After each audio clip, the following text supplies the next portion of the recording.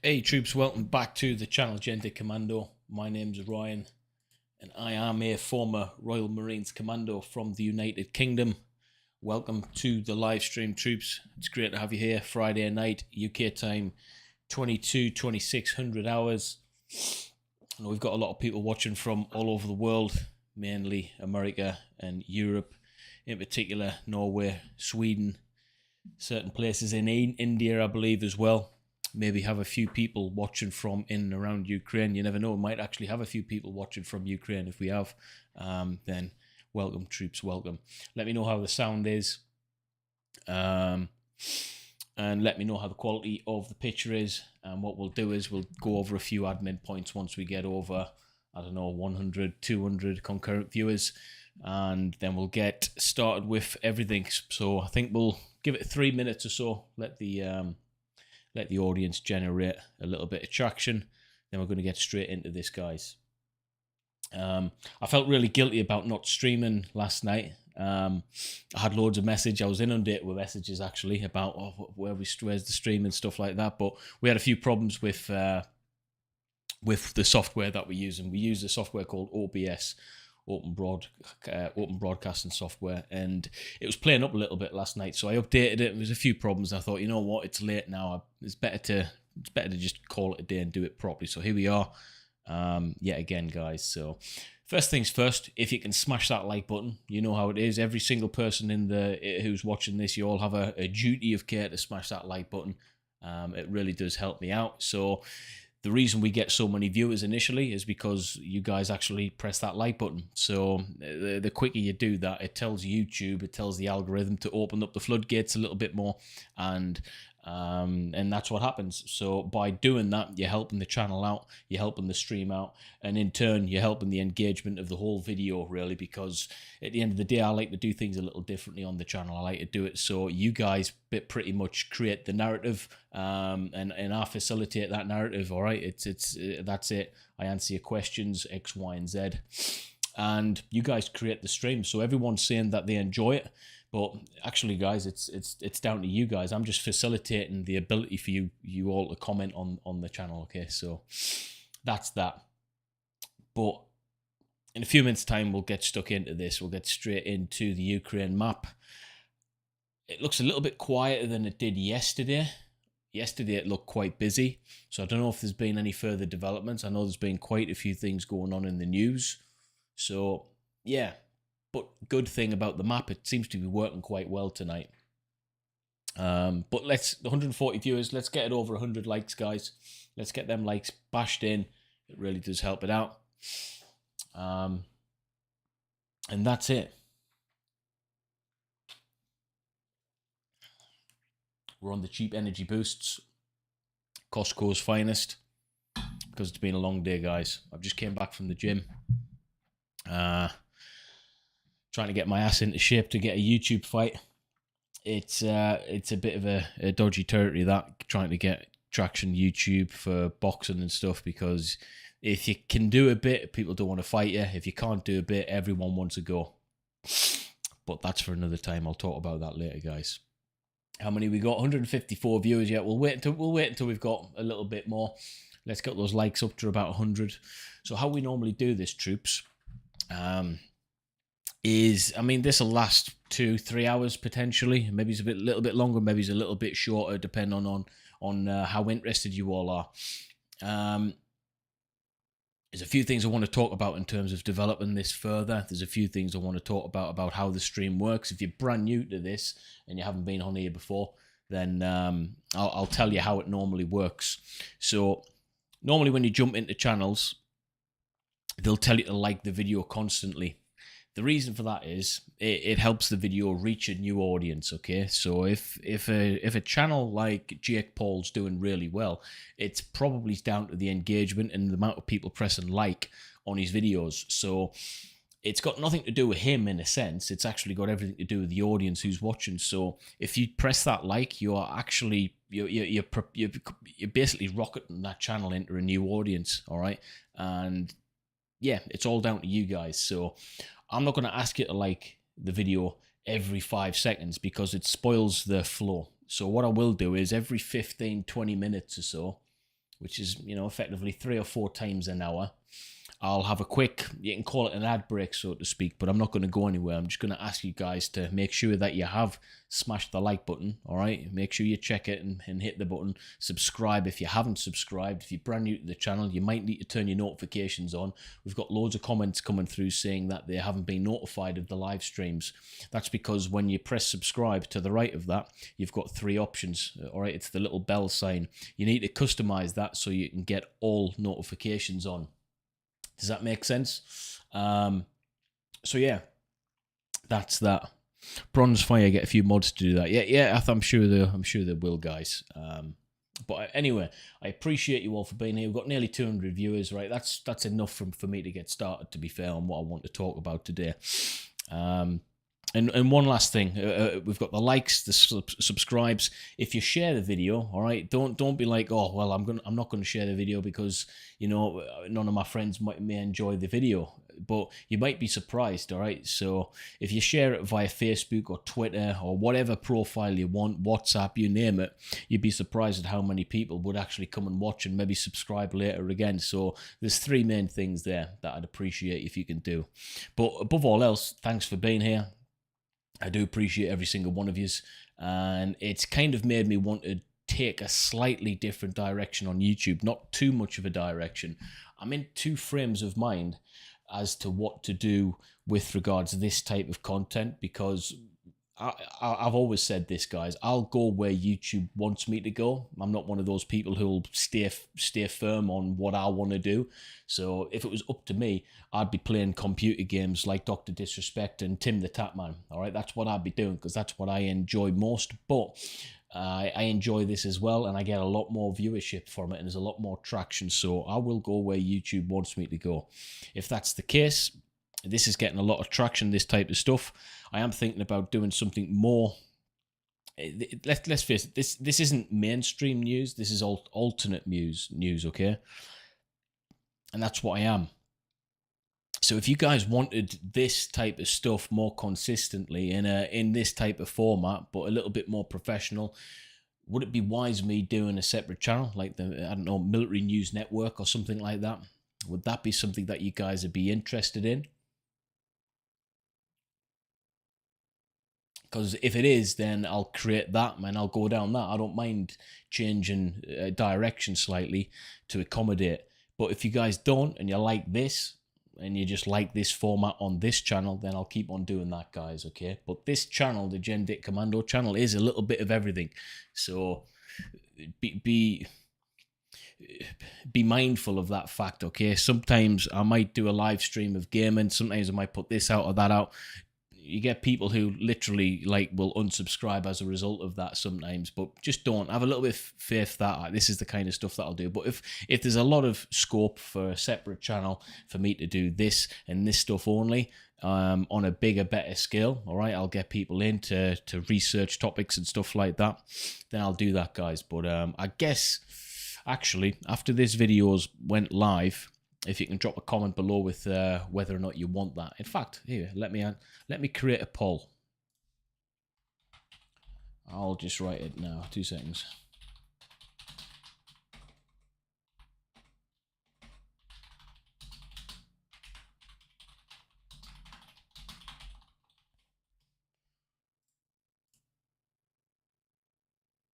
Boom, poll is up.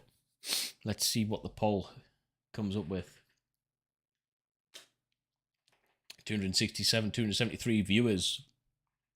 Let's get up to 200 likes and then we will get going. Whoa, so we got 78% saying yes already. Okay.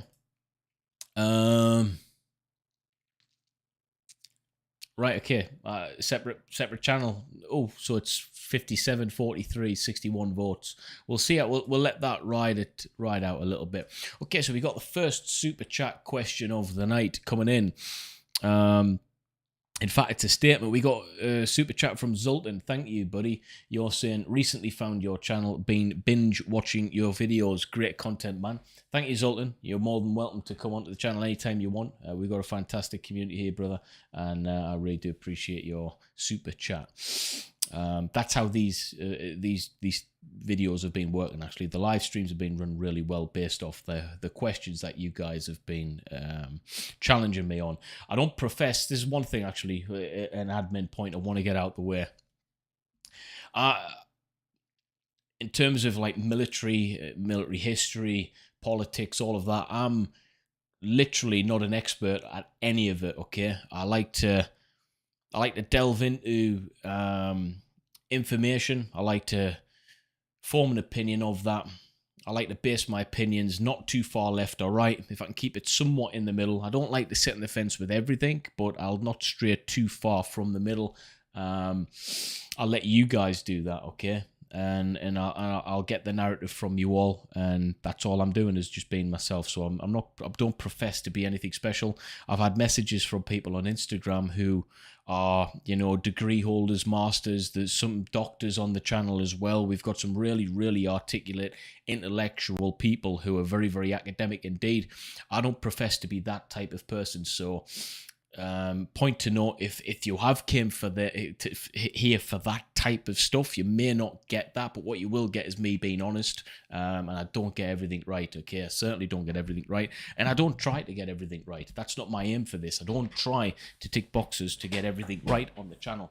All I want to do is create debate, an open debate as well, because there's not many forums out there now where we can we can watch the news, we can read articles, we can discuss things, and we can have a conversation about it. There's literally not very many channels out there. I mean, how many podcasts do you know that you watch that are interactive? That's what I wanted, because when I was tuning into my favorite channels, there wasn't very much interaction, okay? But that's what I want to create. I want to create a viewership who can be interactive with the host, okay? So that's that, troops.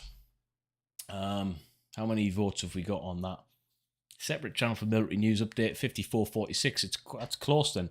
That's too close to create a separate channel, I think, at the moment. Right, troops, let's get into it.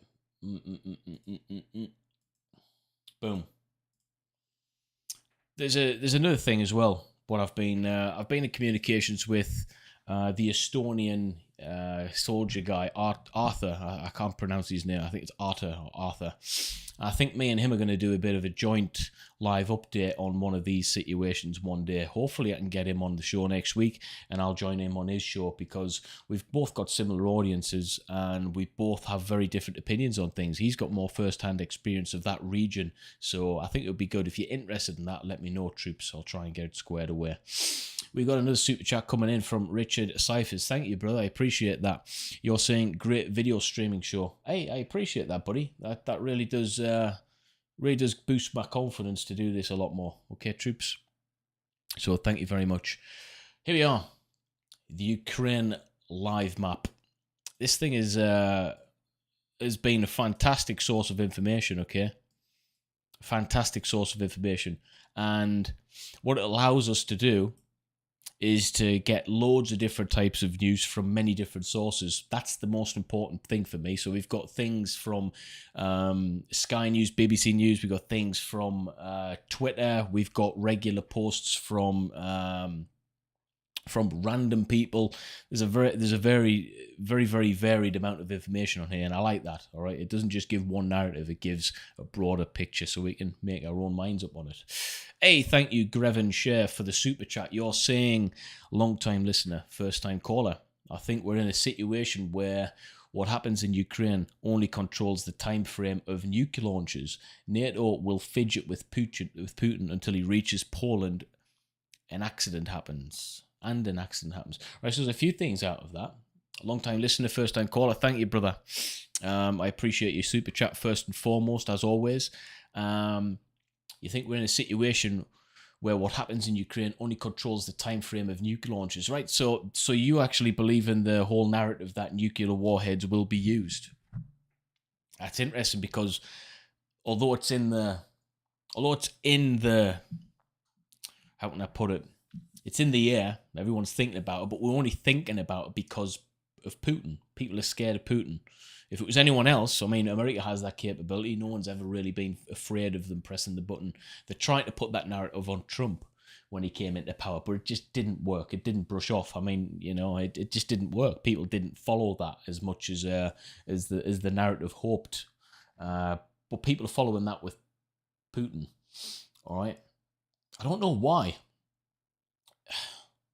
I do know why. People are scared of him. All right, but I want you guys to let me know, why do you think that we're in a situation where the nuclear threat is actually more of a possibility than it isn't? Especially you, Grevin. I'd like to hear your say on that.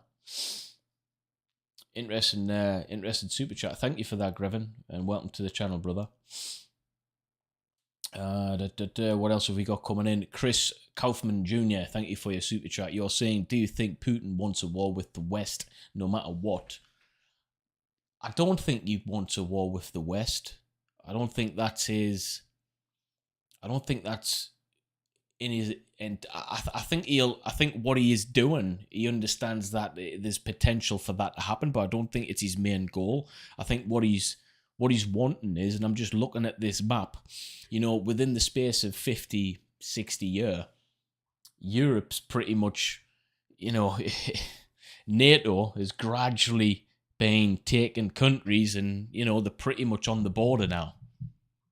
I think that's his main paranoia with the whole situation. He's seen Europe change from independent states, independent countries, to France's NATO, Germany's NATO. You know, all these countries are joining this big boys club, and the main head honcho of the boys club is the United States. Now, you know my opinion on how I feel with that. I'd rather have that as the situation, rather than be, you know, part of another group where, for instance, China is the top of the chain.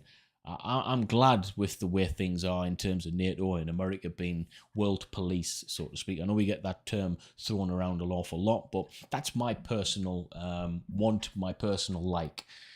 I know that's not everyone's take, but I know that that a lot of people actually prefer that way as well.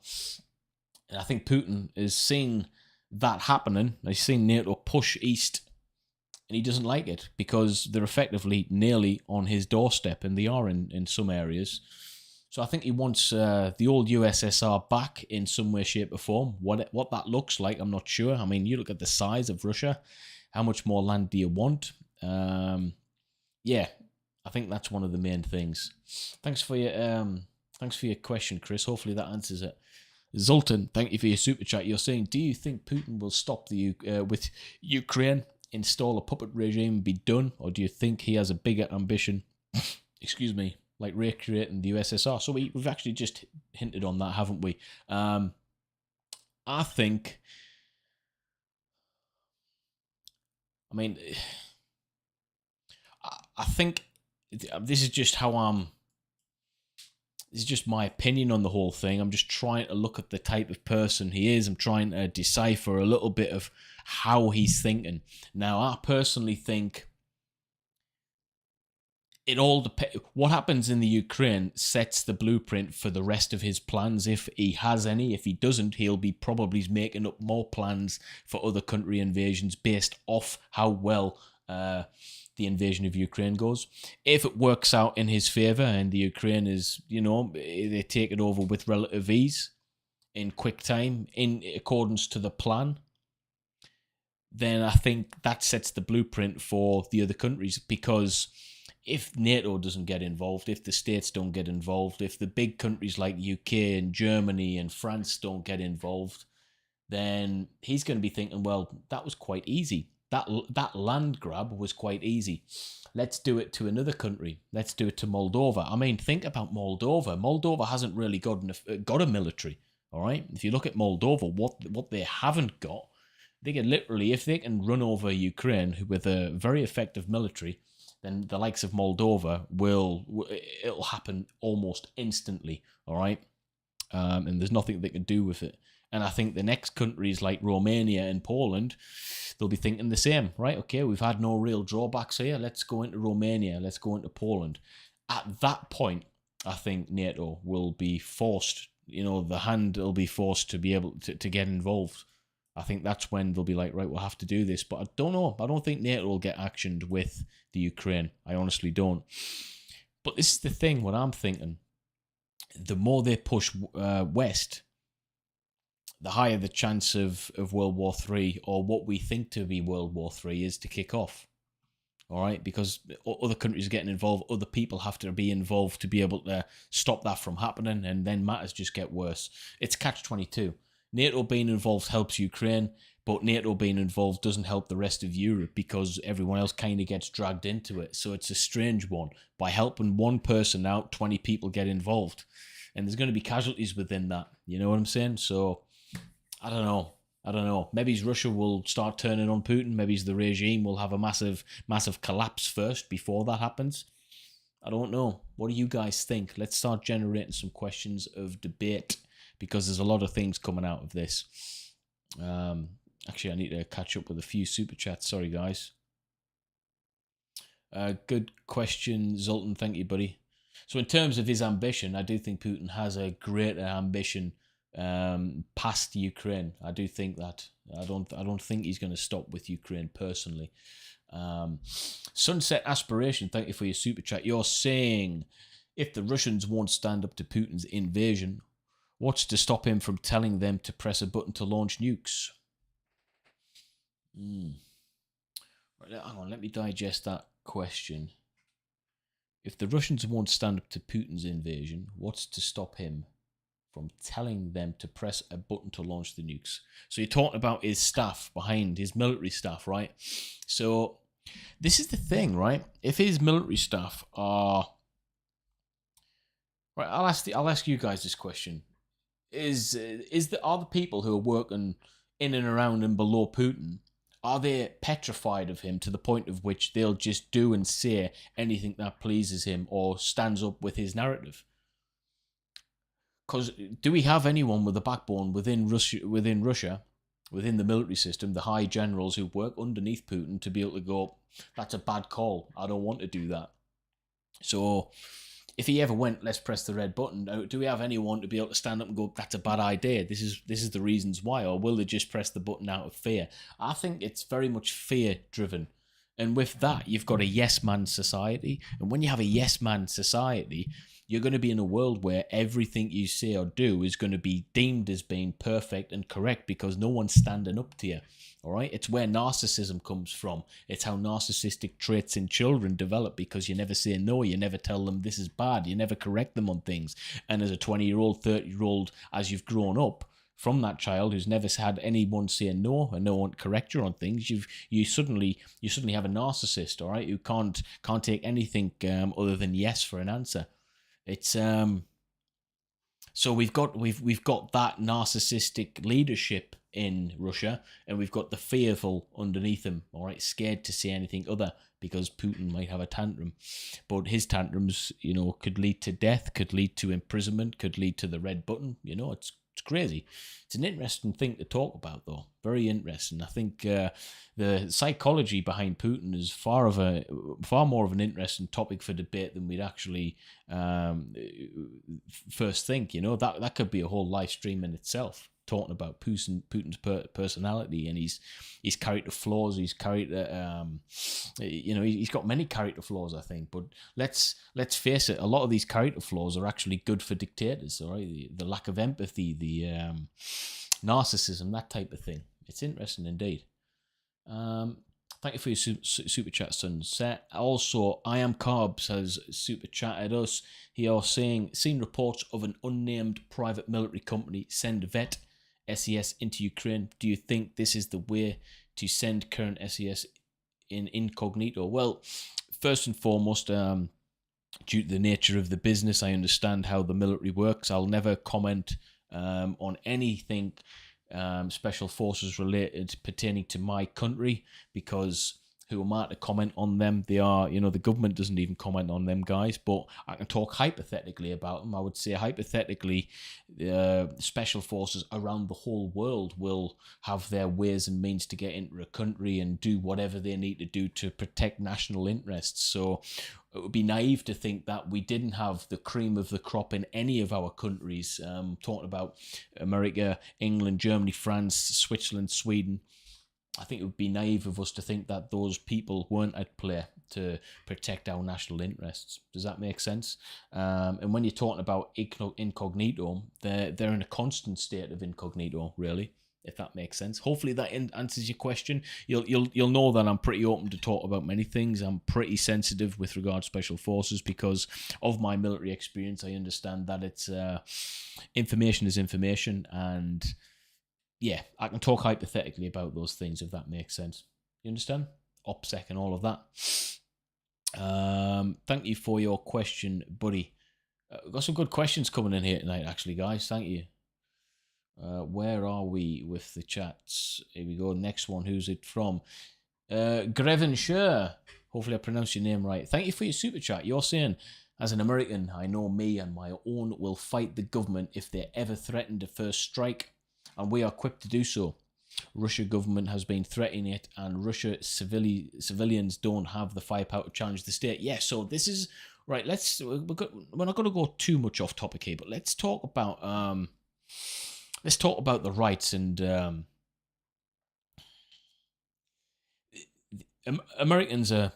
There's a big conversation, a big topic that many people in the United Kingdom, I believe, don't really truly understand the dynamic of, and it's about guns in America. Now, the narrative is you got your Fifth Amendment and all that to protect your rights and things like that, especially with weapon systems. I think the thing that we don't understand in many countries that haven't got armed civilians is you guys don't just want to be armed for the sake of it. The whole purpose of that you guys can be armed is in case your government becomes totalitarian, and you guys are there as a real physical presence to say, no, this is not happening. You know what I'm saying? You're there. It's almost like if shit hits the fan, the civilians are armed to be able to take over if the government becomes compromised. So, with that being said, governments with countries as such have to be careful. All right, and that because they know the final straw means that we're not just going to have riots. You've got armed civilians who are there to protect their rights, and that's all it's for. I understand that. I understand it well. I'm not necessarily saying I'm for or against arming civilians. I don't think. I think it has to work culturally as well, and you have to understand the people of the land to be able to implement systems in place where they have weapons or don't have weapons. For instance, in the United Kingdom, I think it works pretty well us not being armed. All right, I think it works pretty well. In the United States, would it work? I don't think it would work, you guys not being armed. All right, there's some big decisions being made globally with the US government and how their military works. So yeah, I think civilians keep the guns, it keeps the government in check.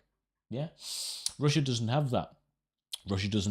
So Russia can do what they want, really. What are the civilians going to do? All right, they might not be for what's happening, but what they're going to do, they're not going to be able to do anything, are they? So that's a pretty good point that you make, Greven. Thank you for that super chat, buddy. Unigaming, hey, welcome back to the chat. I remember speaking to you a few days ago. You're saying NATO can't expand unless countries ask to join. The problem isn't that NATO is growing. It's Russia acting in a way that makes nations want to join NATO.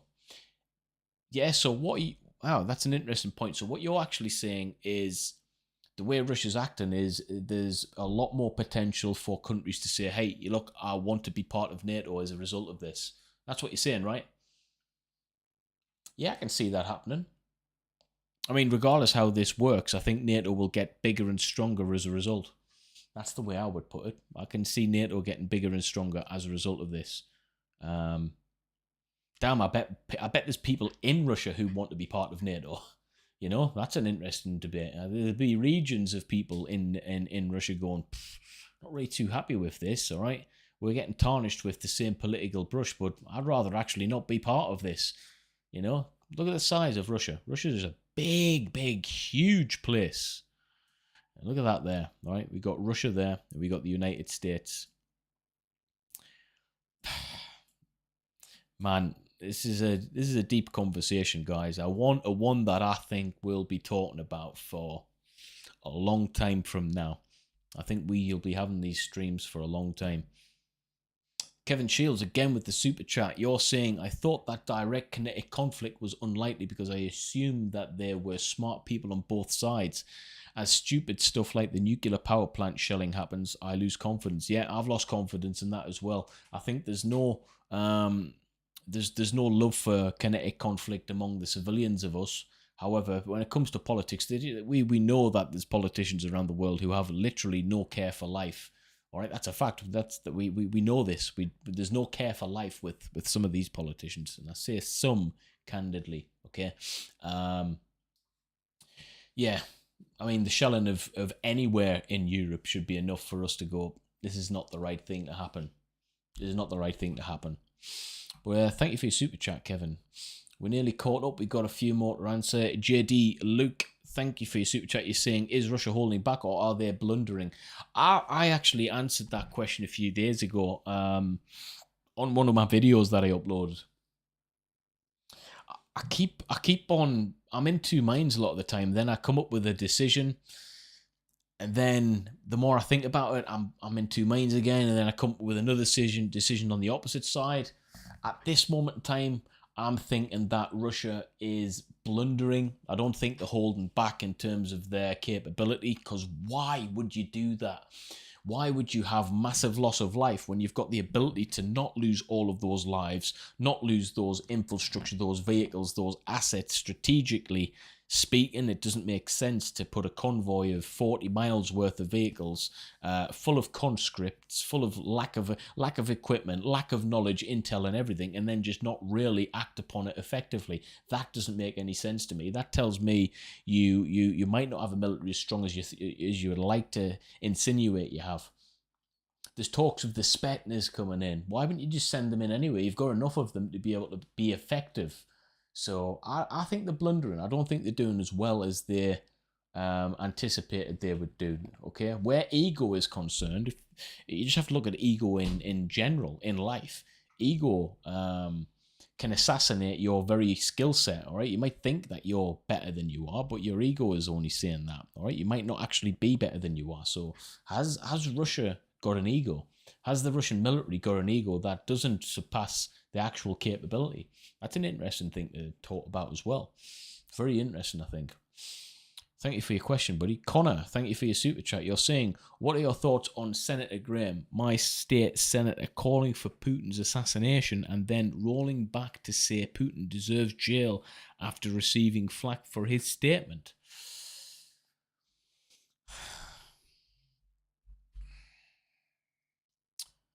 What are your thoughts? I haven't seen that, Senator Graham. I'm going to look that up.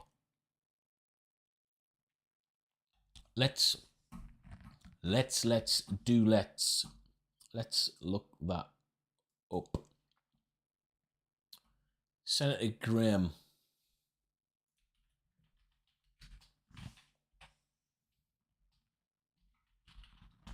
Senator Graham Putin. Wow. Okay, so this this is something legit.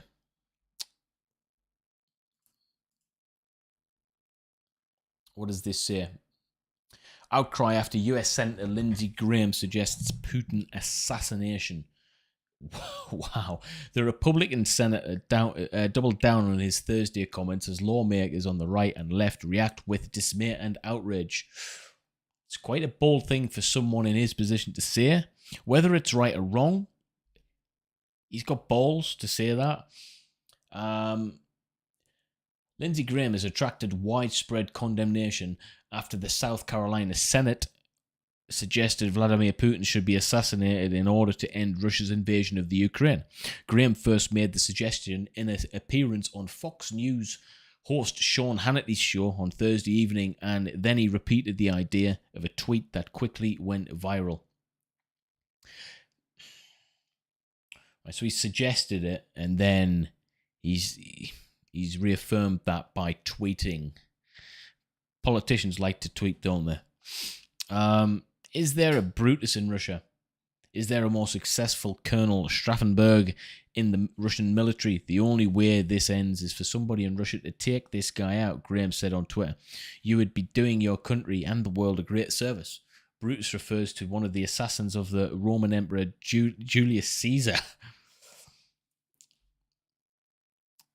And Stauffenberg was a German army officer who was executed for attempting to kill Adolf Hitler in 1944. Graham added in a separate tweet, the only people who can fix this are the Russian people. Easy to say, hard to do. Unless you want to live in darkness for the rest of your life. Be isolated from the rest of the world in abject poverty and live in darkness. You need to step up to the plate.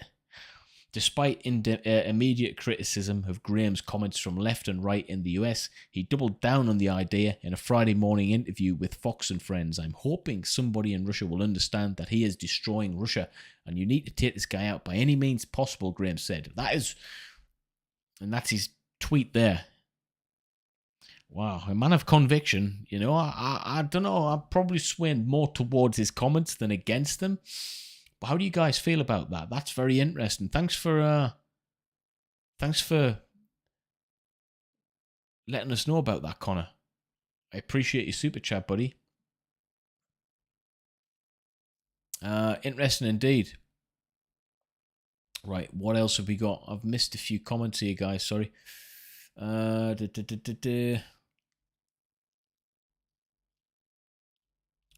Sorry, troops, for just catching up a few of these super chats. And as far up as I can go is from Chris. No, where can I go back to?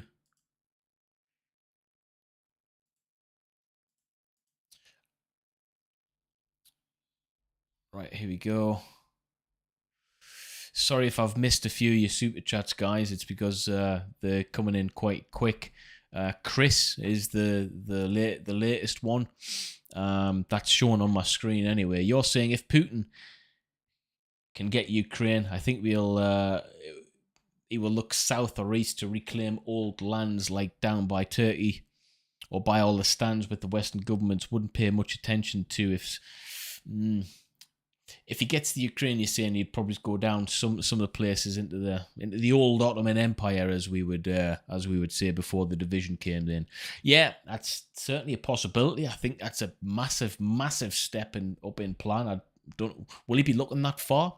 Will he be looking that far ahead?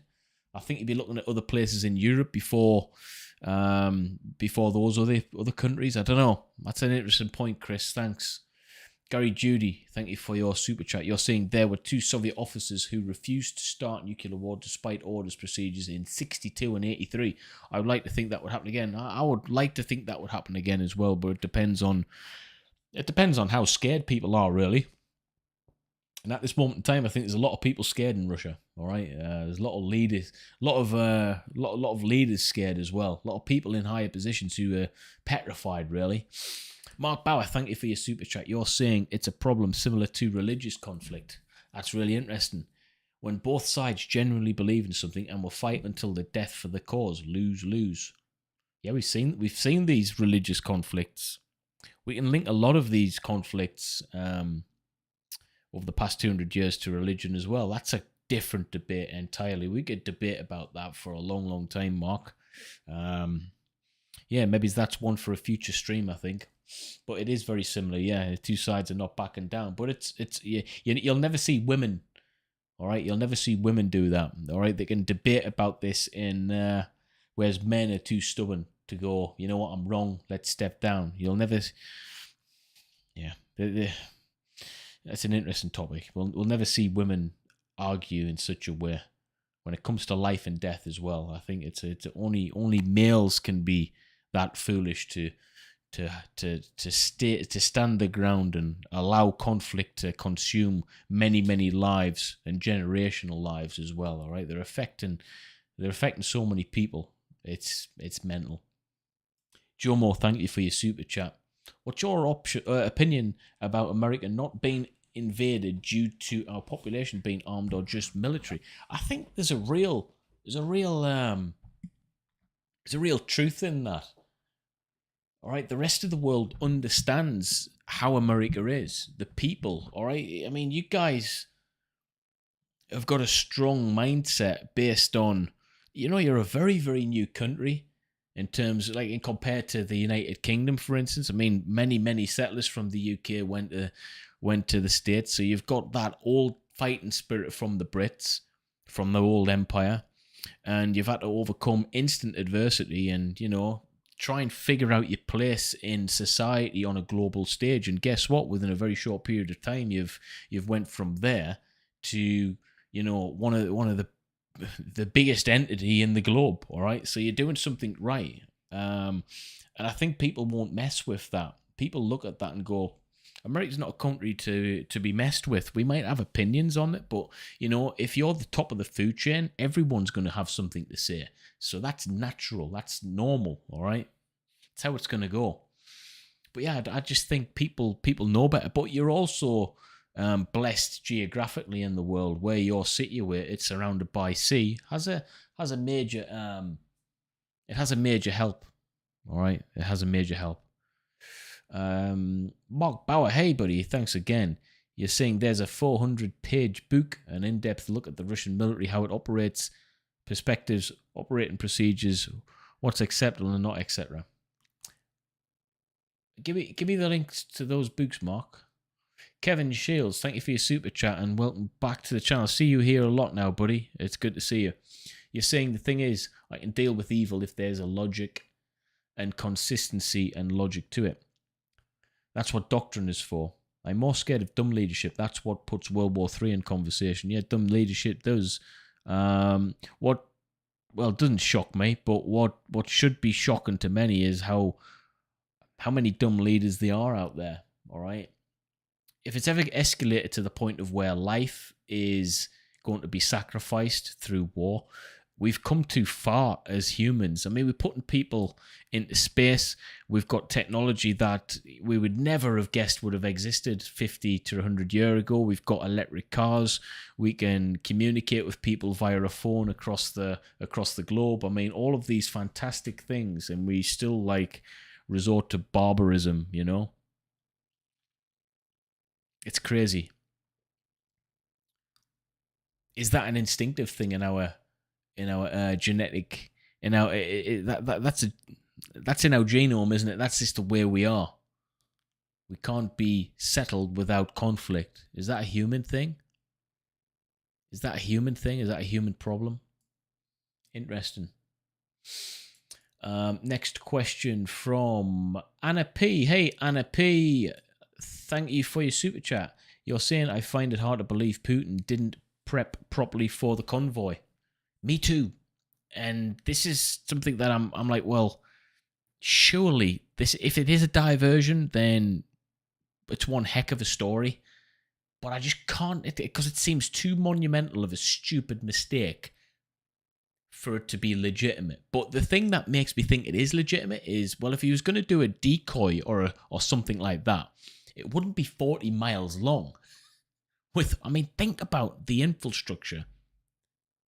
40 miles long worth of military-grade vehicles, fully kitted out with people, munitions, weaponry.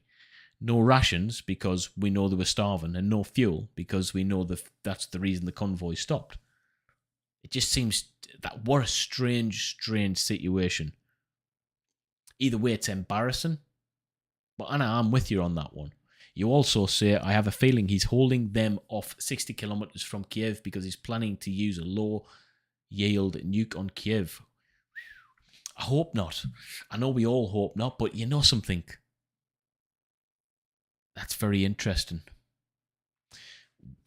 I've got people that I know in Kyiv at the moment. There's someone I'm following who's a Lone Ranger press correspondent, journalist type guy.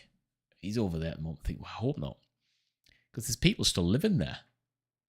People who can't afford, people who haven't got the ability due to health reasons and whatnot. That would be devastating.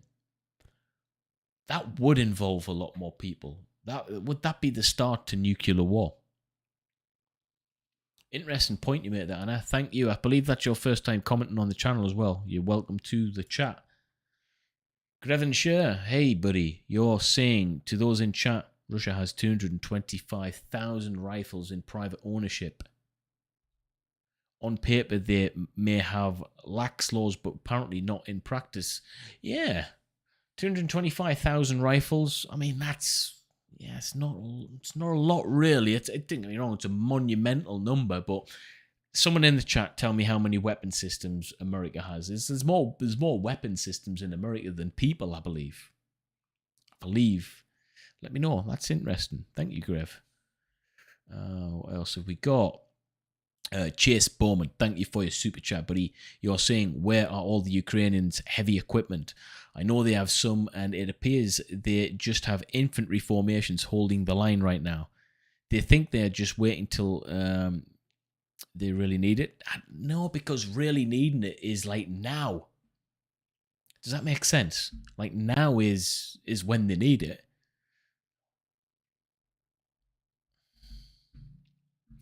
And yeah, I know what you're saying. I mean, aren't they using it? Let's have a look at this map. Let's have a look at this map, troops. Let's change the scene back onto this one, right? They are using it though, aren't they?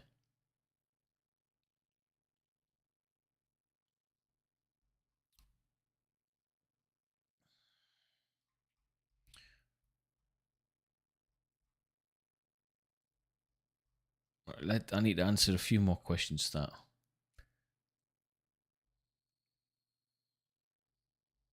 Sorry, guys, I'm trying to catch up with your chats. Again, apologies if I don't catch up with all of these super chats.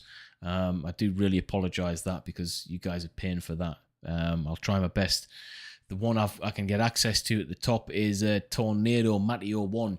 You're saying, I hate the argument. Why should I care for a Russian? You should care because they are humans too. You should care because it can happen to any country. I'm completely with you on that one, buddy. I'm a big one on morality. I really am. And I've said it before on the channel, say it again. Just because just because politicians in a country make bad decisions doesn't make the entire nation bad. There's an awful lot of innocent Russians in that country who have been who are suffering as a result of the leadership and this decision as well. So I think that's very important, and I'm right on with you with that one, Tornado. Thank you for your super chat, and that's quite a poignant statement as well. Thank you. Kevin Shields is saying, my friend in Russia said that ever since Senator Graham said that, support for Putin has skyrocketed. Really? What, support for him in Russia? That's crazy. I wouldn't have expected that to be the desired effect. Hey, troops, actually, we've went 30 minutes without an admin break. So for 1 minute or so, 30 seconds, everyone watching this, we've got well over 1,000 concurrent viewers. First and foremost, thank you if you're brand new to the channel. Secondly, thanks for returning if you keep on coming back. Thirdly, please hit the like button. We've got 500 likes, so that's like a 50% ratio. We need to get that over 1,000. If you can just literally take a few seconds out, scroll down, press that like button, troops. It takes 2 seconds to do. It doesn't cost you a single thing, and it's the most beneficial thing you can do for the channel. Above everything, hitting that like button is the one thing that just literally helps me out so much. So if you could press that like button, everyone in the chat, we've got 600 likes. Let's get those likes in, guys. Grateful is an understatement. I really do appreciate you because you're helping the video to grow. That's as simple as that, guys. Okay, I'm not a big entity. I'm not a massive news entity. I'm a one-man band, ex-Royal Marines commando, a veteran. All right, so I literally rely on the people who's watching this to help me out in that respect. So I haven't got a media team behind me. I haven't got researchers. I haven't got editors. I haven't got any of that. I'm just a one-man band. So I have to ask for you to like the video. It's so important, guys. Sunset Aspiration, thank you for your super chat. You're saying, I think if kill, it has to be Russian. Scott Thompson, hey, how you doing, buddy? Thank you for your super chat. You're saying, first, love your channel. If you start a major war campaign, you start after winter, right? If it's really big, you start before the snow stops falling, I would think. Do you think the timing could indicate the scale? I do think the timing could indicate the scale. It's very early on in the year. Does he anticipate going all the way up to maybe Christmas, the bad weather season? That could be a very, very big indication of actually his intention, because he certainly doesn't want to put his guys, and no one wants to put the guys in arduous weather conditions to fight a war. But in terms of Russia-Ukraine, if there's anyone apt enough to be able to fight a war in those weather conditions, it's Russia and Ukraine. So I think that would matter. It does matter. It does play a part in it. It allows you to get across the ground more effectively, doesn't it? I think there's a number of reasons as to why I think the scale for this is important in terms of timing. The summer months. Do I expect this war to go into the summer months? At this moment in time, no, I don't. But only if things don't escalate further than what they have. If they keep on going on the way they are, I mean, if the intention for NATO was that Russia doesn't take over the Ukraine, if Ukraine start falling behind, and the true intention of NATO is like, we don't want them to do so, then they'll have to get involved. So it's only a matter of time. That escalates things, that gets other people involved, the whole thing gets drawn on further. If the Ukraine starts kicking Russia's ass, is Putin just going to settle for that and the embarrassment of that, just like Russia in Afghanistan? They were very embarrassed. It was an embarrassing scenario for them to lose that war, all right? Or do they retaliate? Does he retaliate? Bear in mind, Putin is 69 years old now. Not necessarily the end of his life, but the latter stages of. So there's many things could develop from this, whether or not NATO gets involved or not. Thank you for your super chat, Scott. I appreciate that, brother. What else? Jared Thomason. Cool name, man. Thank you for the super chat. You're saying, got a quick question. I realise the requirement of sanctions, but what's the point of them if America and the EU still rely on Russian oil? Maybe they know something we don't. Maybe they know something we don't in that respect then. What do you think? The oil thing's a big one. Hence the reason it's went from pre-pandemic, what was it? What, £1 a litre in the UK, and it's like, I went to a petrol station tonight and it was 167 or something. Ridiculous. I mean, Trump's talked about this a lot. Agree with him, disagree with him. You've got to understand what he's saying in terms of this is quite true. He says Putin's one of the only people in the history of mankind to directly benefit from sanctions imposed against him due to the fact that he's making more money on the price of gas and oil per barrel than he's ever done in history. It's like talks of it going to 150 a barrel from 30 when Trump was in power. So we can say politics doesn't have a direct impact on these things, but it does. And is it weak leadership in America a direct result of this happening? Would this have happened if President Trump or someone stronger was in power? That's an interesting topic to talk about, guys. Something interesting that I would like to see your comments on that. What do you think about that? Truly interesting. Thank you, Jared, for your question. Next question is from Bremer's Ghost. You're saying it'd be a lot less wars if the politicians' sons and daughters were all junior officers in frontline units. Yeah, you're right. Yeah. I've got an interesting take on this. I can't remember where I heard it from, but I'm gonna. It's second hand. All right. If all political leaders across the entire world, and I think this is interesting, guys, listen to this. If all political leaders around the world were forced to do 10 spiritual ayahuasca and DMT sessions, I know this sounds crazy, but if they're all forced before they got elected, whoever was going to get elected, right? Okay, you're the man for the job, but before you take over, you got to do 10 ayahuasca and DMT spiritual sessions. We would have such a fantastic leadership structure in the world, because not one of them would, every single one of them have a greater appreciation of life, death, understanding of it. ego dissolved. You know, your ego would be gone. I think that's really interesting. I can't remember who I heard say that, but I was like, wow, that's powerful. Let's make that a prerequisite for politicians. It's interesting though, right? James, thank you for your super chat. You're saying not confirmed, but I've seen rumors populating the internet that Ukraine had attacked that convoy. Let's have a look.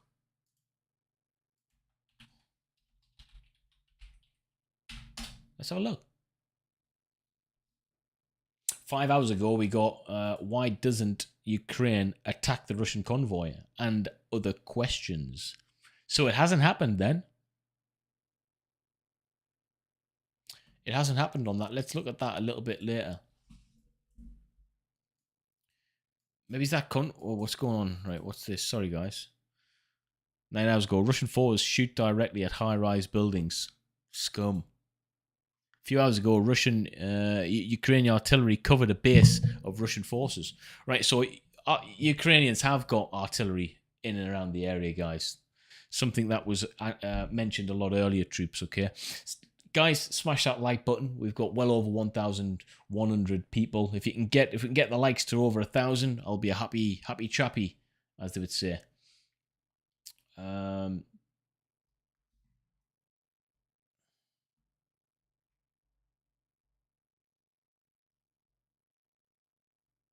Sorry, guys, just trying to catch up with the questions that's coming in.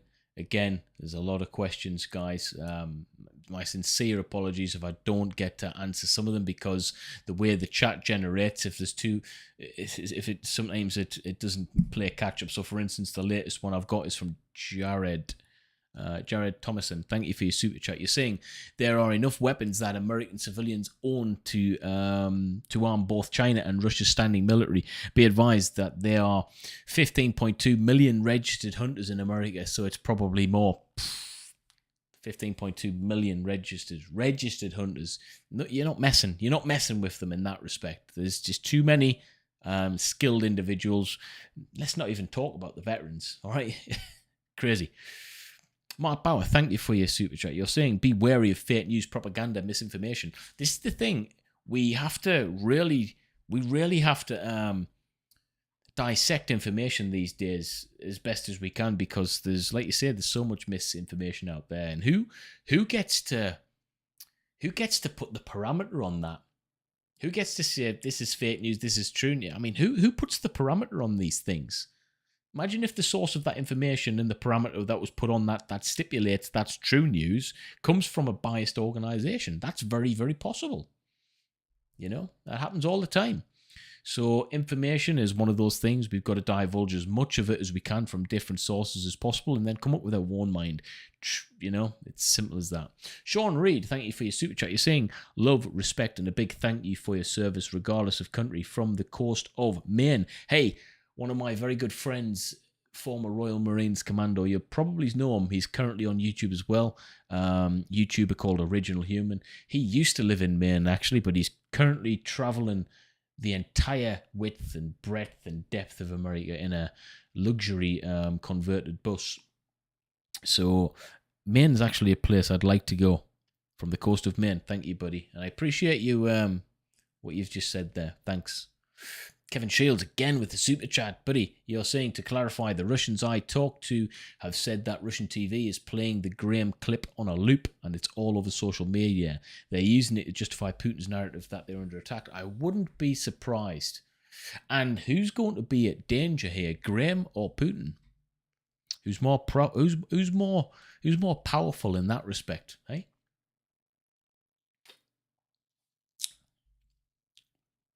So they're just absolutely smashing that clip on Russian TV.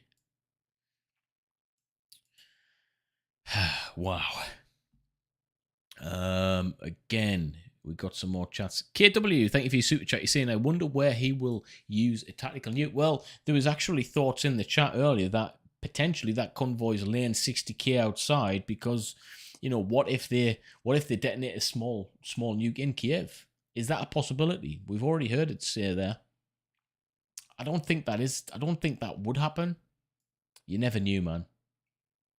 Nukes might not even get used. It might just be something that we're talking about, and it might not even come into the equation. AAR Crypto, thank you for your super chat. You're saying, what would happen if Putin did use a low-yield tactical nuke? Would NATO then get involved? Boris said the results of NATO being involved would be difficult to control. It would be so difficult to control. It would be like nothing we've ever seen. What would happen? I think as a result, the world would have to respond, but I don't think we'd be too quick to respond in a way that people would think, because by responding, we are making matters worse in terms of the nuke situation. All right, more nukes is worse than no nukes, right? That's my mentality. So something would have to happen, other alternative to that. I think that's when people would really start to think, right, we need to take care of this business in a very different way militarily. Because at the moment, sanctions is benefiting Putin's pocket with the oil prices, and it's starving the Russian population because it's only the people of the public. It's only the public who really suffer from sanctions. You know. That's my opinion. Brian Smith, thank you for your super chat. You're saying, have you looked up Azov Battalion? Crazy bit, lad. I haven't. Azov Battalion, talk to me a bit more about that. What is that?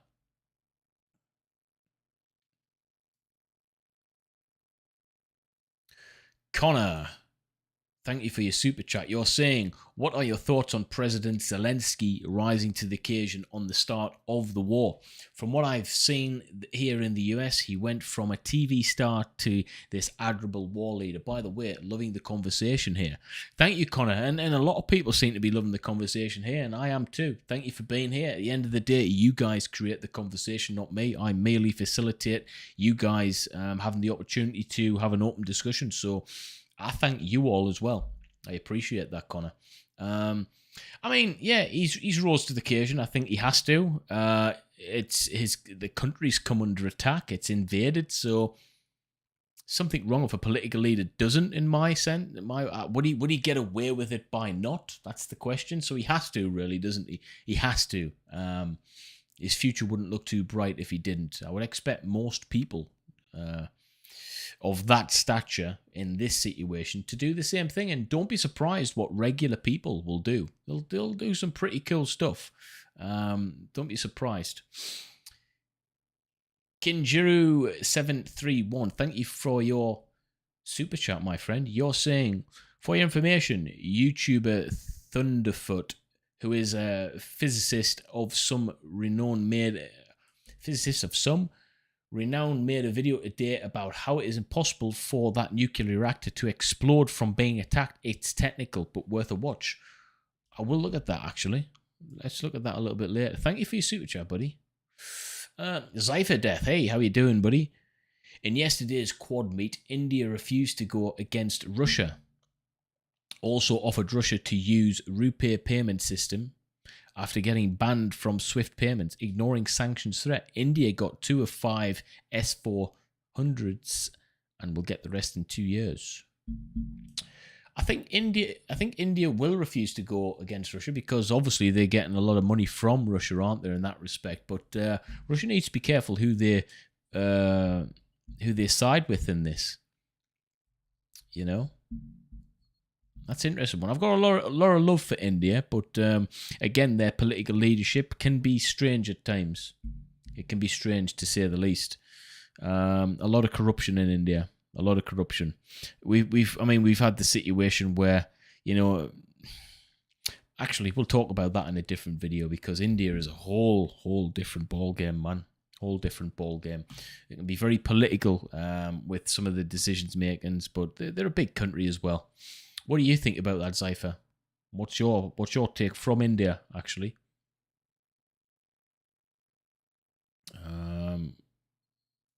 Right, where are the rest of these questions coming from?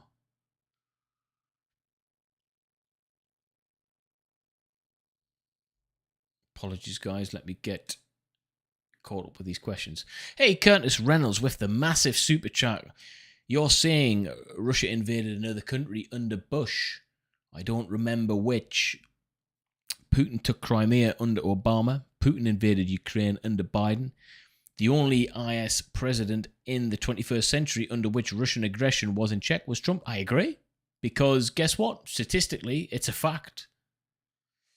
I don't think we'd be in this situation now if he was still in power. And I'm not pro or against the man. I'm just stating the facts. Curtis, you see a very good point there, my friend. It needs to be recognised as well, man. Thank you for that massive super chat. That's extremely generous of you, brother. Dom E, thank you for the super chat. You're saying if key Ukrainian cities continue to stand and the economic pressure and weapons sent to Ukraine by the West, how long does Russia have to win this? Right, hang on. What are you saying there? If key Ukrainian cities continue to stand and the economic pressure and weapons sent to Ukraine by the West, how long does Russia have to win this? Well, how long does Russia have to lose this is the question, because if we keep supporting them indirectly with weapon systems, and Ukraine has already proved themselves to be quite a formidable fighting force. I mean, they're being invaded in their backyard, so effectively you're fighting normal men who are protecting their families and their homes, their land. You're talking about violence. Man's capable of violence like no other when he's in protection of his family and his property. The violence from man is that he's capable of in other countries that have nothing to do with his family and his property and his land can be extreme. But we're talking about someone invading people's homes and putting families at risk. The men of Ukraine will be fighting viciously to stand up for that. You'll see violence like no other. So it's Russia's to lose, if I'm honest with you. It's Russia's to lose. Thank you for your super chat. Just past 11:30 here in the United Kingdom. Troops, as always, thank you for stopping by. If you're brand new to the channel, I appreciate you guys so much. We've got over 1,153 concurrent views in the chat. I think if we push, we can definitely get the likes to over 1,000. It's the easiest thing you guys can do to help me out. Let's press that like button. I'll give you a few moments to get that over 1,000 troops. If you haven't done it, please tell yourself, look, I really need to do it. I don't want to make you guys feel guilty, but feel guilty if you haven't. It's so important to me. Above all, that's the thing that helps the video, guys. So thank you in advance for getting us to over 1,000. Our aim today is, as always, on the live streams to hit 2,000 likes. Nothing more, nothing less. I digress. Jason Burrier, hey, how you doing? Thank you for your super chat. You're saying, I'm from Texas and just one of the 15 million hunters. That sounds scary. That just sounds scary. 15 million hunters. I have 15 firearms and I have friends that have more than me that don't hunt.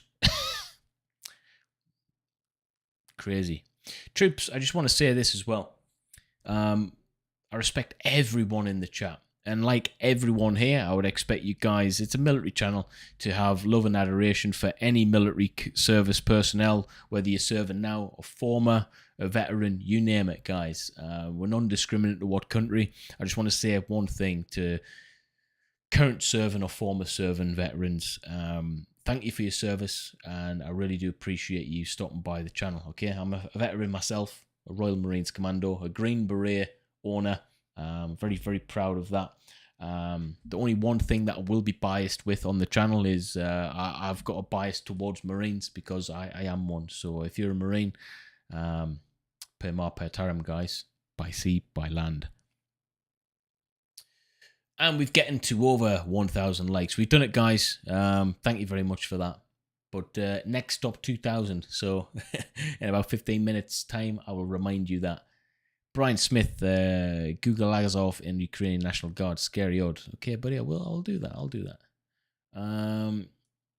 Right, where are we at with the chat? The chats are going crazy.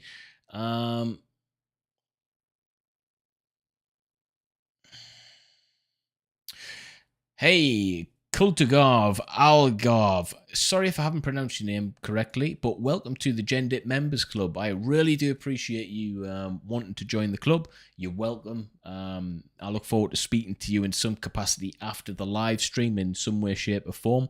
But all of the members are fantastic people. They'll make you feel very, very welcome in the debates that we have offline in a community member-only discussion. But you are actually the first member of this live stream, guys. So if you want to follow suit like our friend Algarve and all of the other members in the chat who you see a little logo next to the name, then you're more than welcome to join. The link is in the description. It would be good to have you guys on board. It's just an extra way of you showing support for the channel, but also showing affiliation to the channel as well. You are a member and you'd be respected very, very heavily as one, guys. Okay. Thank you for that. Eric Wright says, thank you for your super chat.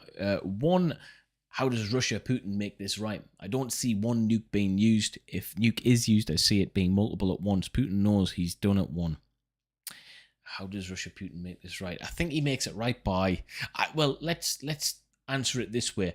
Even if he was to retract and retreat from the Ukraine, he still can't make it right. That's the thing with this. It's been pushed too far now on a global stage for everyone to see. So he doesn't even just leave and make it right. He's still going to have problems. So with that being said, he knows it. I think he's just going to go full flog now, because he'd be like, well, what's the point? Regardless of what I do, I'm screwed. So he's going to go out fighting. That's my take. Thank you, Eric. Andrew Moorhead says, hey, I spotted you a few days ago. Welcome back, buddy, and thank you for your super chat. You're saying no nation could ever take over the USA in a conventional war. That is one good thing about having citizens with guns. Yeah, it can't be disputed, actually. Can't be disputed, man.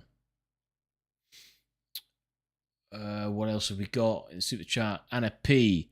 Thank you again for your super chat, Anna P. You've been quite active in the chat. You're saying, what are your thoughts on the West funding the Azov battalion? I don't know about this. I'm going to have a look at this. 2 seconds.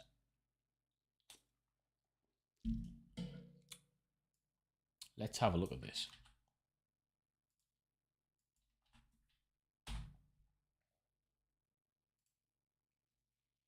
Azov Special Operations Detachment.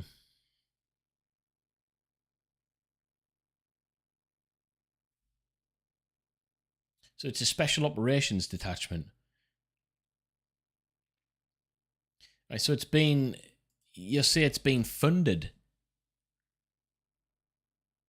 If they're funding that battalion in special operations to counter Russia in this scenario, then my thoughts are on then that's probably better to do than actively getting our soldiers involved. It's sneaky, really, isn't it? Because we haven't got NATO involved, but indirectly we have, because the last figure, and it's probably increased since then, was 80,000 or so volunteers going to the Ukraine from many different nations. That's more than would be involved if NATO was involved in terms of getting those troops across into NATO. All right, it would be those numbers are crazy. That's like the entire British military. So funding is one way, and an easier way to keep the public on board as well, because our troops won't be dying as a result. We'd rather burn money than people. So at this moment in time, I think it's a good thing. I don't know how it's going to materialize, but thanks for your question, Anna. Silver Witness, thank you for your super chat. You're saying the invasion has demonstrated how bad Russian military is. They stand no chance even against France, Poland, Ukraine. Russia is bringing tanks from 5,000 miles away. Yeah, I think it's demonstrated in many ways flaws. I wouldn't say how bad, but it's flaws. Flaws that I thought would have changed since the end of the Cold War. Flaws that I thought would have changed since Afghanistan. But we're actually seeing some of the things being replicated. Nothing's changed in 20, 30 years. But nothing's going to change when you got the same leadership in place thinking that they're right all the time. So what you're seeing is narcissism at its finest, thinking that it knows better. Interesting thought, that. Silver Witness, thank you for your chat, your super chat. The real Slim Shady has made another appearance. Hey, buddy. Good to see you here again. As always, thank you for the super chat. You're saying if Ukraine is able to fend off the Russians, Zelensky will probably get regarded to as a national hero in Ukraine. Russia's odds only decrease with time. I agree with two parts of that. And it goes without saying, if you stand up and you make a political decision to be a figurehead of power, of greatness, of leadership, to be able to go, I'm gonna be a direct, I'm gonna, what's the word I'm looking for? An example. Then he's gonna either way, he's won the people over, hasn't he? Because he's trying to, or at least appearing to do the right thing. And in this world, you only really have to appear to be doing the right thing to get the benefits of that. You don't even have to do the right thing most of the time. It's a strange world we live in. Russia's odds are decreasing with time, but again, I think Putin's resting on the whole nuclear thing a little bit too much. But maybe he doesn't want to pull the pin on that just as much as Europe doesn't. He does forget that everyone else has got nuclear warheads as well. It's not something that he's just going to win straight away by utilising. Dom E, thank you for your super chat. You're saying, so am I understanding you correctly? You think Russia will lose? If we keep arming Ukraine and Russia runs out of money, is a Ukrainian win possible? I do think a Ukrainian win is possible. But again, as I say at the beginning of these streams, I'm not a historian, a politician, or an expert in any of this. I merely facilitate the discussion and I formulate opinions based on information received. I get many things wrong. I'm right on some things. Is it my feeling that Ukraine will win? Yes. Is that probably partly because I'm empathetic of their situation? I believe so. Is that partly because who would I rather win? Is it Ukraine or Russia? Yeah, I would prefer Ukraine. Why? Because they've been invaded and, there's innocent lives being lost. So I'll always favour the underdog anyway, not necessarily stating that the Ukrainian people are the underdog, but my heart's with that situation. So, yeah, I do think a Ukrainian win is possible, definitely. Thank you for your super chat question, buddy. Right, I need to catch up again with all of these super chats because they're coming in quick, guys. So next is Zypher Death. Thank you for your super chat. You're saying, being an Indian, we sometimes say this country is surviving at God's mercy, but honestly, Modi put us up between the big boys, and also Russia sent in nuclear subs to help in 71 war when the USA sent subs and carriers to help Pakistan. Yeah, so you choose your sides according to the help. You choose your sides according to help. Yeah, I mean that is the way it goes. We have to be non-discriminant to the facts. But we are talking 50 years ago. That's the thing. We got to move on sometimes, all right? We got to move on from traditional ways of thinking, and relationships can fall in time, Tyler Melton, thank you for your super chat. You haven't got a question with that, but I appreciate your super chat anyway, guys. Instead of try and get a question associated to your super chats, you get more bang for your buck, don't you? Connor, hey, welcome to the Gendered Members Club, brother. I look forward to speaking to you post stream as a member privately. I thank you, dude.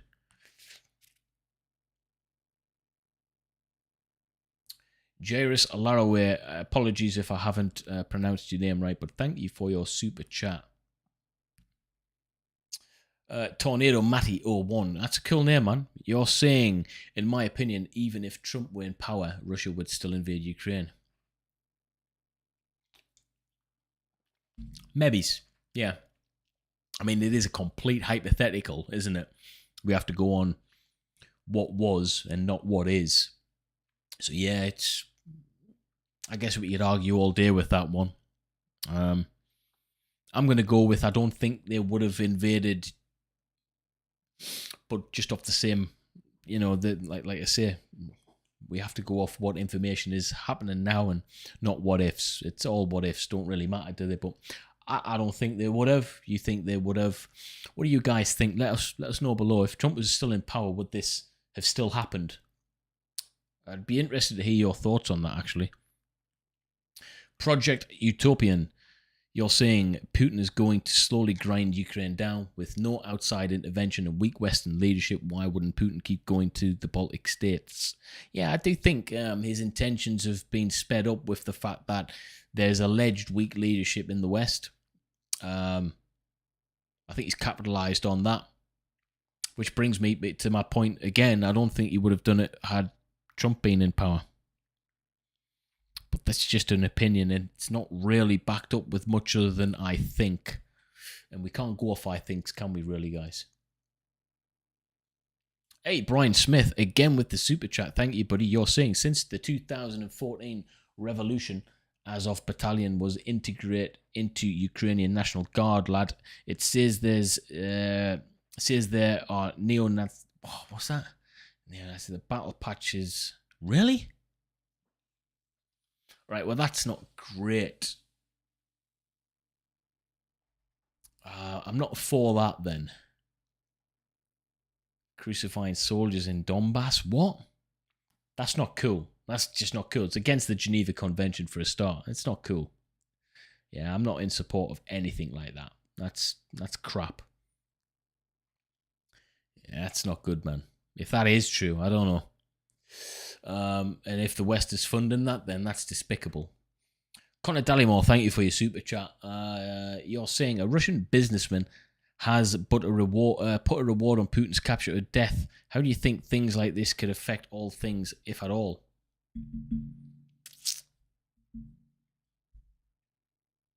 I just don't think that's going to happen. Who's going to do that? No one's going to get near him.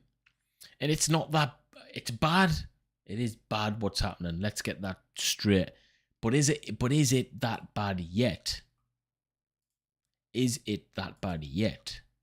Are we there yet in that respect? I don't know.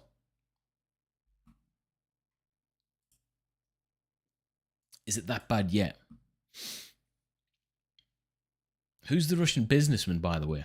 So Robert Spriggs, thank you for your super chat. You're saying you should watch Covert Cabal's video. Is the Russian military actually failing in the Ukraine? It explains their tactics. Talk to me about their tactics, Robert. You can enlighten us on this one, buddy, if you've watched it. Let's hear your thoughts on it, Robert. Thank you for your super chat. Tyler Melton, you're saying, if this leads to a Russia-Chinese alliance, what do you think the implications would be for the free world? Oh, God. Well, we wouldn't be free for much longer because World War III is the involvement of China and the NATO and Russia. That's just if that doesn't constitute for a title World War III, then what does?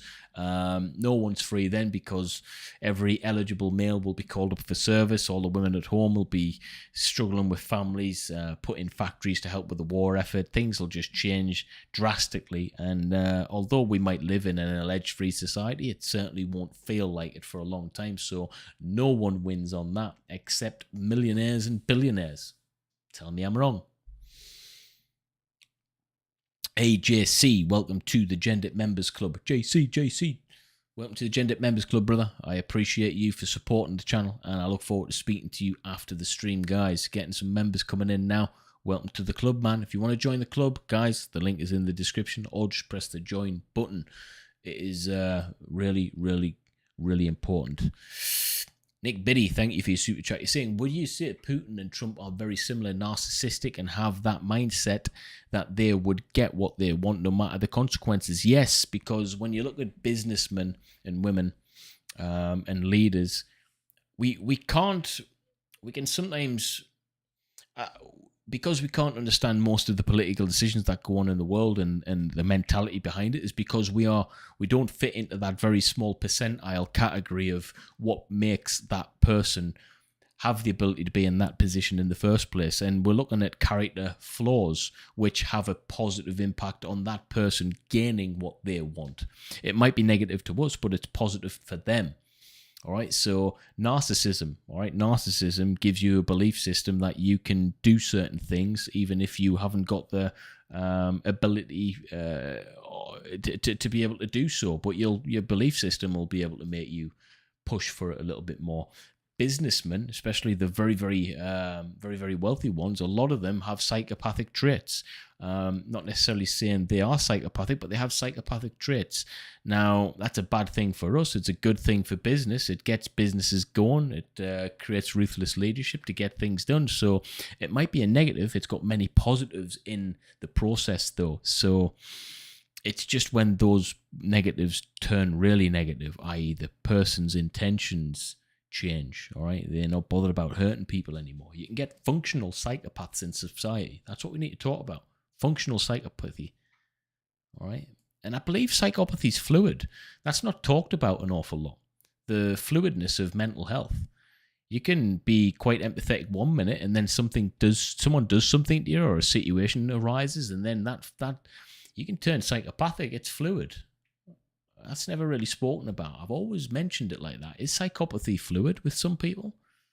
Do we see that in some of the leaderships? I think we do. Mark Bauer, thank you for your super chat. You're saying, how do I send you a PDF? I've got info you'll find very relevant and interesting. Not sure how else to reach you. Sorry, check your Instagram. Yeah, Instagram probably, buddy. Yeah.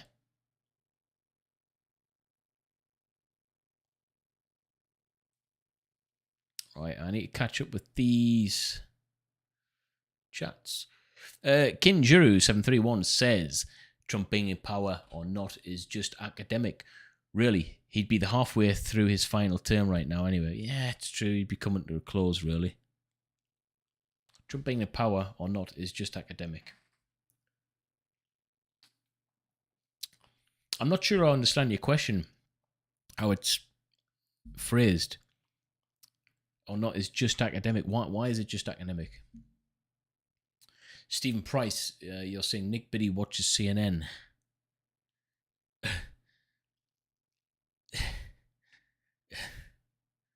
Jairus Alaraware, I hope I pronounced your name right. You're saying US has 393 billion guns in circulation, probably need a few more. Love the channel. Hey, thank you, and I appreciate that. Thanks for answering that question I posted out a little bit earlier. 393 million guns. No one's doing anything anytime soon with America in that respect. It's a crazy amount of weaponry. Mental.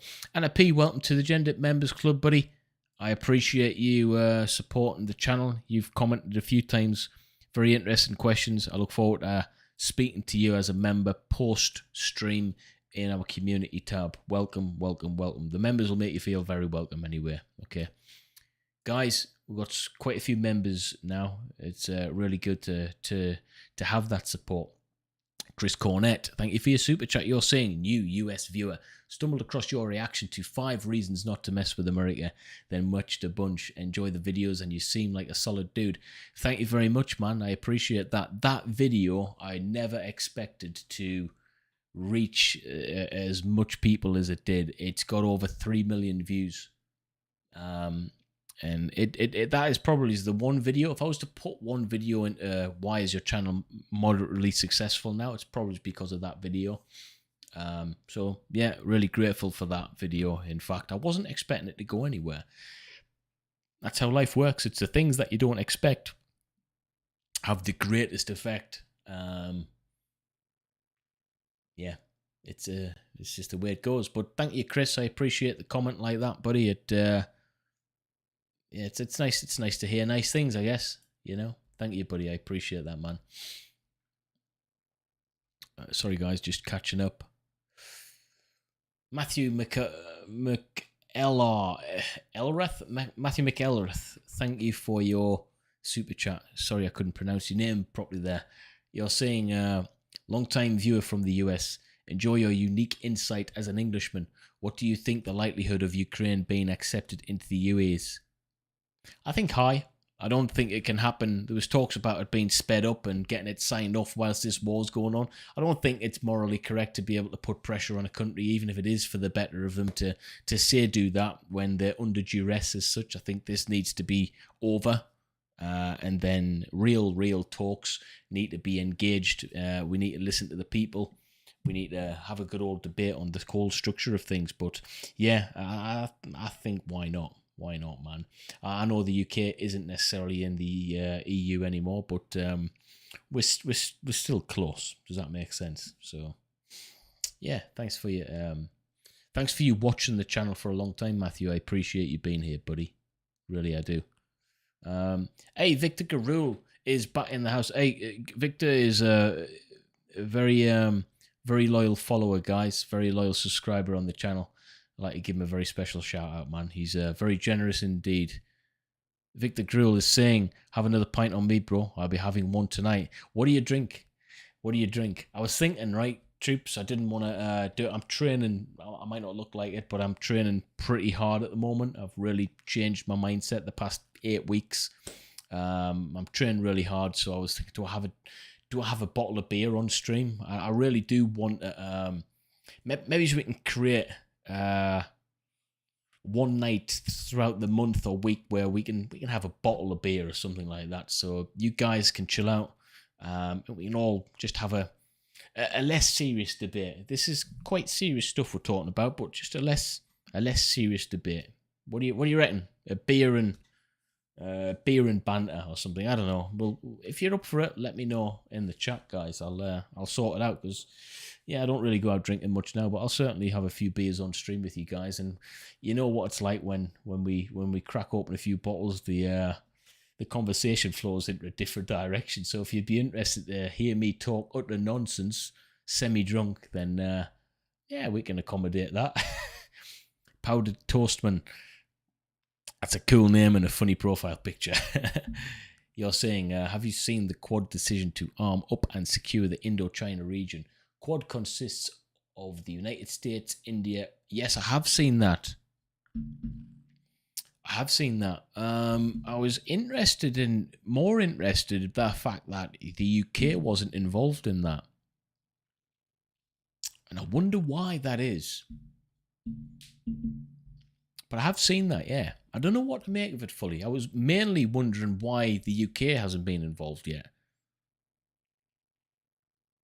That was what I was trying to think. Next question. Sorry, guys. Unigaming again. Hey, buddy. You're saying, I had to do a 5-page historical analysis of the invasion for my Modern Europe history class. I stole you, war can never be moral line for my ending. Wow. Hey, dude, that's pretty humbling, man. I'd like to read your historical analysis, if I can. In fact, I'd like to not just read your historical analysis, if it's viewer worthy, if you want me to read it out on a stream one day, that could be pretty cool. But that's up to you. Let me know. But I'd like to read that nonetheless. That'd be cool, I think. But hey, pretty cool. War can never be moral. It can it though, can it? It can be right, but right and wrong has to be separate from morality, because right and wrong can be. It's not fixated. It's like, well, that's right, but if new information comes in, it might make it wrong, or it might, change. It's fluid. But there's one thing that can't be fluid, is morality. It can't be. We owe it more than that. The parameter has to be fixated for morality. Why? Because it stops people from bending the rules and going, well, morality here is different because of this. Well, no, it can't be different. It's either moral or it's not. And I had that argument with a priest in a military class at Portsmouth when I was on a military course. And I stood my ground and I argued. I said, no, killing in war can never be morally justified. It might be right. You might have a good reason, but it can't be morally justified. You can put it can be justified, but the moment you put morally in front of it, no. Morality has to be fixed. Tell me I'm wrong, guys. I'm open for debate. Tornado Matteo 1, Putin wants Moldova. Why do you think he wants it? I tell you why I think he wants it, because it's there for the taking. They've got no real military structure in place, and it's tiny. And if they can take over Ukraine, Moldova is a pushover in terms of are they able to? They just walk straight in. I wouldn't be surprised if they go as a result, do you want us as well? Because it's happening. If they take Ukraine, Moldova's over. It's a fact. Charles Hayes says, hey, bro, do you think war crimes will draw NATO in sooner? US Marine vet. Well, first and foremost, before I answer your question, Charles, thank you for your service, brother. Semper Fi and per mar per taram. I appreciate your service, brother. And no matter what is said in this chat, no matter what feelings and thoughts about the military is around the world, you're a brother no matter what, man. And welcome to the stream, dude. You should become a member, man. I want more vets as members on this channel. I want it to be veteran heavy. Thank you, buddy. Your question is, do you think war crimes will draw NATO in sooner? I don't. I think what will draw NATO in sooner is if NATO countries get involved. And not directly involved through their choice. If Russia approaches these countries and puts more... Look, Russia has to spill into NATO countries for NATO to get involved. I don't think we'll see NATO getting directly involved until that happens, personally. That's what I think. Gary Judy, thank you for your super chat. You're saying, wasn't a big Trump fan, but his unpredictability would have kept this war away. Trump told Putin he would bomb Moscow if he invaded Ukraine, believing that even 5% would keep Putin from doing so. You know something? There's something about that unpredictable nature and that, I don't want to say a crazy nature, but yeah, here we go. Here's a strange analogy, comparison, scenario. You're in a club and you're with a group of guys and there's a group of guys over the other side. Some of them you don't know. One of them you know to be an extremely tough, hard case man. He's really hard, but he's very predictable in nature. Why? He's a nice guy. He's intellectual. He's academic. He's got a good job. He might be hard as hell and capable, but you know he's got a good moral compass. So what happens as a result? You trust that guy. You know that you could probably get away with a few things. You could bump into him and there'd be no repercussions. You could spill his drink on him and there's going to be nothing said. You could steal his drink and you could ask him to buy more drinks than you're prepared to buy him. You could push the boundaries more. Why? Because his morality is there. He's a good guy, but good guys can be abused. But there's one guy in there, might not be as tough as his other guy, but there's one part of his nature that you know is not really intact. You know he's unpredictable. It's that unpredictableness that makes you have a less trust in this person, okay? So you're not gonna venture there as much as you would with the guy who might be harder in nature and tougher and more capable of beating your ass, but that unpredictable nature keeps you away from him because it's dangerous. There's a danger element there. Trump had that danger element about him, and that comes from unpredictability. So you got two unpredictable people sizing each other up. And egos is at play as well. It's very interesting, that, Gary. What do you think about that, what I've just said? It might sound stupid. Let me know if it does and I'll stop talking like that.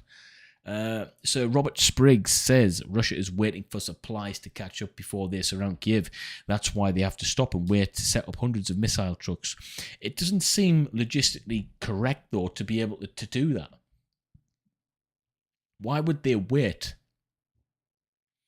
And how come this early on how come they're having to resupply this early on? Waiting for supplies? Like, really? You've just planned on invading a country. It doesn't seem strategically correct for them to be, 3 or 4, 5 days in, we need to supply these trucks, so we'll just leave it 60 miles out of Kyiv. That's bad planning as far as I'm concerned.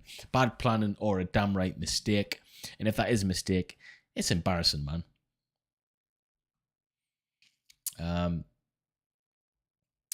Right, sorry guys, I need to catch up with a few of these because I'm really trying my best to answer these questions, because I don't want to rush over these questions as well, because you've took your time to not only pay for that question, you're taking your time to give a thorough question as well. So I want to give it as much time as I possibly can. I don't want to just rush over it, all right? I see too many streamers out there, especially on the gaming scene, where these come in and they just don't answer a single one. And to me, that's criminal, you know? Brian Smith, thank you again. You've been active on this chat, buddy. Thank you. You're saying, have you looked at the 2004 violent overthrow of Ukrainian government? Allegedly Western sponsors rise of neo-Nazi power. It's been a civil war for the last 8 years. I pray for all innocents, but it's deep. I said this before, so you've got a lot of people coming out the woodwork all of a sudden about, oh, it's terrible what's happening there. This has happened, that's happened. Have you seen the news? X, Y, Z. And I'm there shaking my head going, where have you been the past 8 years? You know, this has been going on for a long time. Do you not know there was a civil war going on over there? Do you not know the problems and how it's been since 2014? Even earlier. They're like, oh, what are you on about? Well, just because the news hasn't been portraying it to be a certain way doesn't mean to say that there isn't guys been in the trenches since 2014 fighting against other people, different factions. People are ignorant to that fact. There's fighting been going on there for years. It's not just now. It's been going on for years. Good point you make there, buddy. Unigaming again. You're saying, how can I send it to you? Instagram. In fact, guys, if you haven't followed me on Instagram yet, go follow me, man. I put a lot of boxing stuff on there as well. Me calling out idiots and putting live streams and chatting crap, really. If you want to see me punching bags and stuff like that, getting the guns out, then that's the place to do it. It's a little bit less serious on Instagram.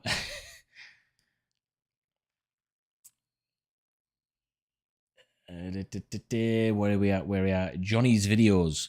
Moldova is close to the Black Sea. That's why Putin wants it. Yeah, it's strategic in nature in terms of logistics. Even though they've got terrible logistics at the moment, they can control trade routes from the Black Sea. There was talks about if they get that area, then they can control anything up to 70% of the trade routes, which is, in terms of economy and revenue, that is an incredible amount of revenue, guys, especially if they get China involved. It's incredible. Troops, it is just past midnight, actually. I'm a little late on our admin stuff. If you don't mind hitting that like button, our aim tonight is to hit 2,000 likes. I'd greatly appreciate that. So if everyone can take just a few seconds to do, the easiest thing you can do on this stream is just hit that like button. I'd be extremely grateful. Thank you, troops. Eric, aka Overwatch, is saying rumors the Chronosian army was sent to help Ukraine. I haven't heard anything about that, buddy, if I'm honest with you.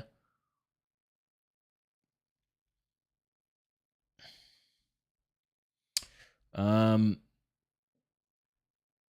have we got in the chat? Player One, hey, thank you for... Wow, the massive super chat. You haven't said anything, but you've got a hippo jumping out of a box. Player One, thank you. You're a very loyal member. I always remember Player One. Player One is probably one of the most generous supporters of the channel, bar none. Thank you.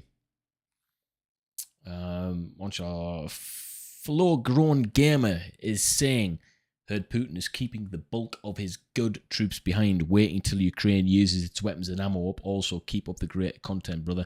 I appreciate that support. Thank you. I don't think he is. I don't think he is keeping the bulk of his good troops behind. I think it doesn't make strategical sense. But I wouldn't be surprised if that is what he does, because he's a man of mystery. Okay.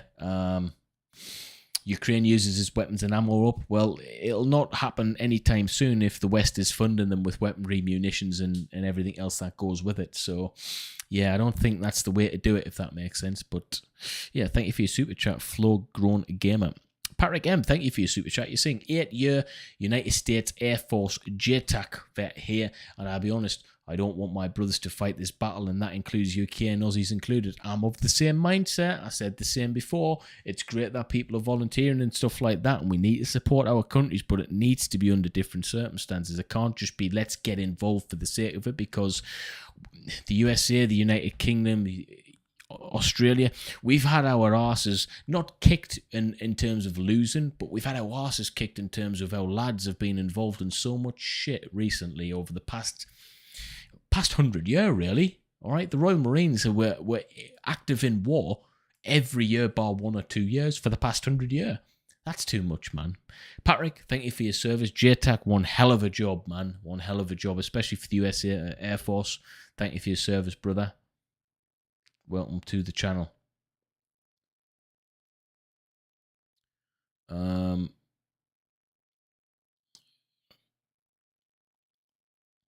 Victor Garul, hey buddy again. You're saying embarrassment and financial ruin is what worries me. Currently, the ruble is worth pennies. Putin may act upon this in the worst kind of way. Yeah, I think we've got to be careful with sanctions, Victor. I think sanctions is something that's gonna starve the population in many different ways, economically, physically, mentally. You know, spiritually is the main thing that we're not considering here. And if Putin's got nowhere else to go, maybe he's going to just act in the worst way possible. Would he like to see the demise of his country in a shape that the West has enforced that, or would he want to be the person who creates that demise? But again, he can't go around using bullying tactics.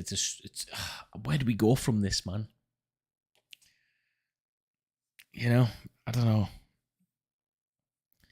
I get what you're saying, though. I think he knows that people are worried about him acting in the worst possible way, though. That's the thing. He knows that. He knows that, and that's his armor at the moment. That's his get out of jail free card, because he understands that people are scared in that fashion. You know. Thank you for your question, as always, Victor. You know something, Victor? I need, yeah, you need, we'll put you there. Hopefully you don't mind, buddy. Zypher Death, thank you for your super chat. You're saying UK's 200 years in India and why UK ain't in Quad. That's what I think. Why aren't they in Quad? Talking about psychos, 90% Modi's party is based around Hindu dominance. And also there's parties' agendas saying we will take back Kashmir, which I openly support. Not to get too religious in things, but I understand a little bit about India. For those of you guys that don't know, my wife is of Indian origin. She's Mauritian through birth, but her genetics is from India. Madras, Chennai to be exact. So I know a little bit about how it works over there. And the country's leadership is directly, it's not just a person. So whatever that person's religion is, that the country normally has that religion included in its political decision making. So for instance, in Mauritius, if Hindu person's in power, Hindu people seem to benefit the most at that time. And again, it changes. And I think, yeah, I see that dominance coming into effect in India as well because of that, if that makes sense. I know I've loosely answered that there, but Kashmir, I think Kashmir is always going to be a problem. Pakistan and India just don't want to let that go. Those problems arguably caused by the United Kingdom, Germany and France and the States, though, when we created the borders. So who's truly to blame? That's the question. I'm Cuban too. Welcome back to the chat. I noticed you on here a few days ago, so thanks. You're saying Fox News just announced Milwaukee comp donate ammo. Wow. Cowboy beep. You're saying Boston Dynamics will send Terminators to parkour. Def Tony, thank you for your super chat. You're saying instigate war, immoral, kill in defense, moral. Yeah. What else have we got, guys? Sorry, I need to catch up here. We're quite behind actually on these chats, aren't we? Where are we at? Where we at? Sorry.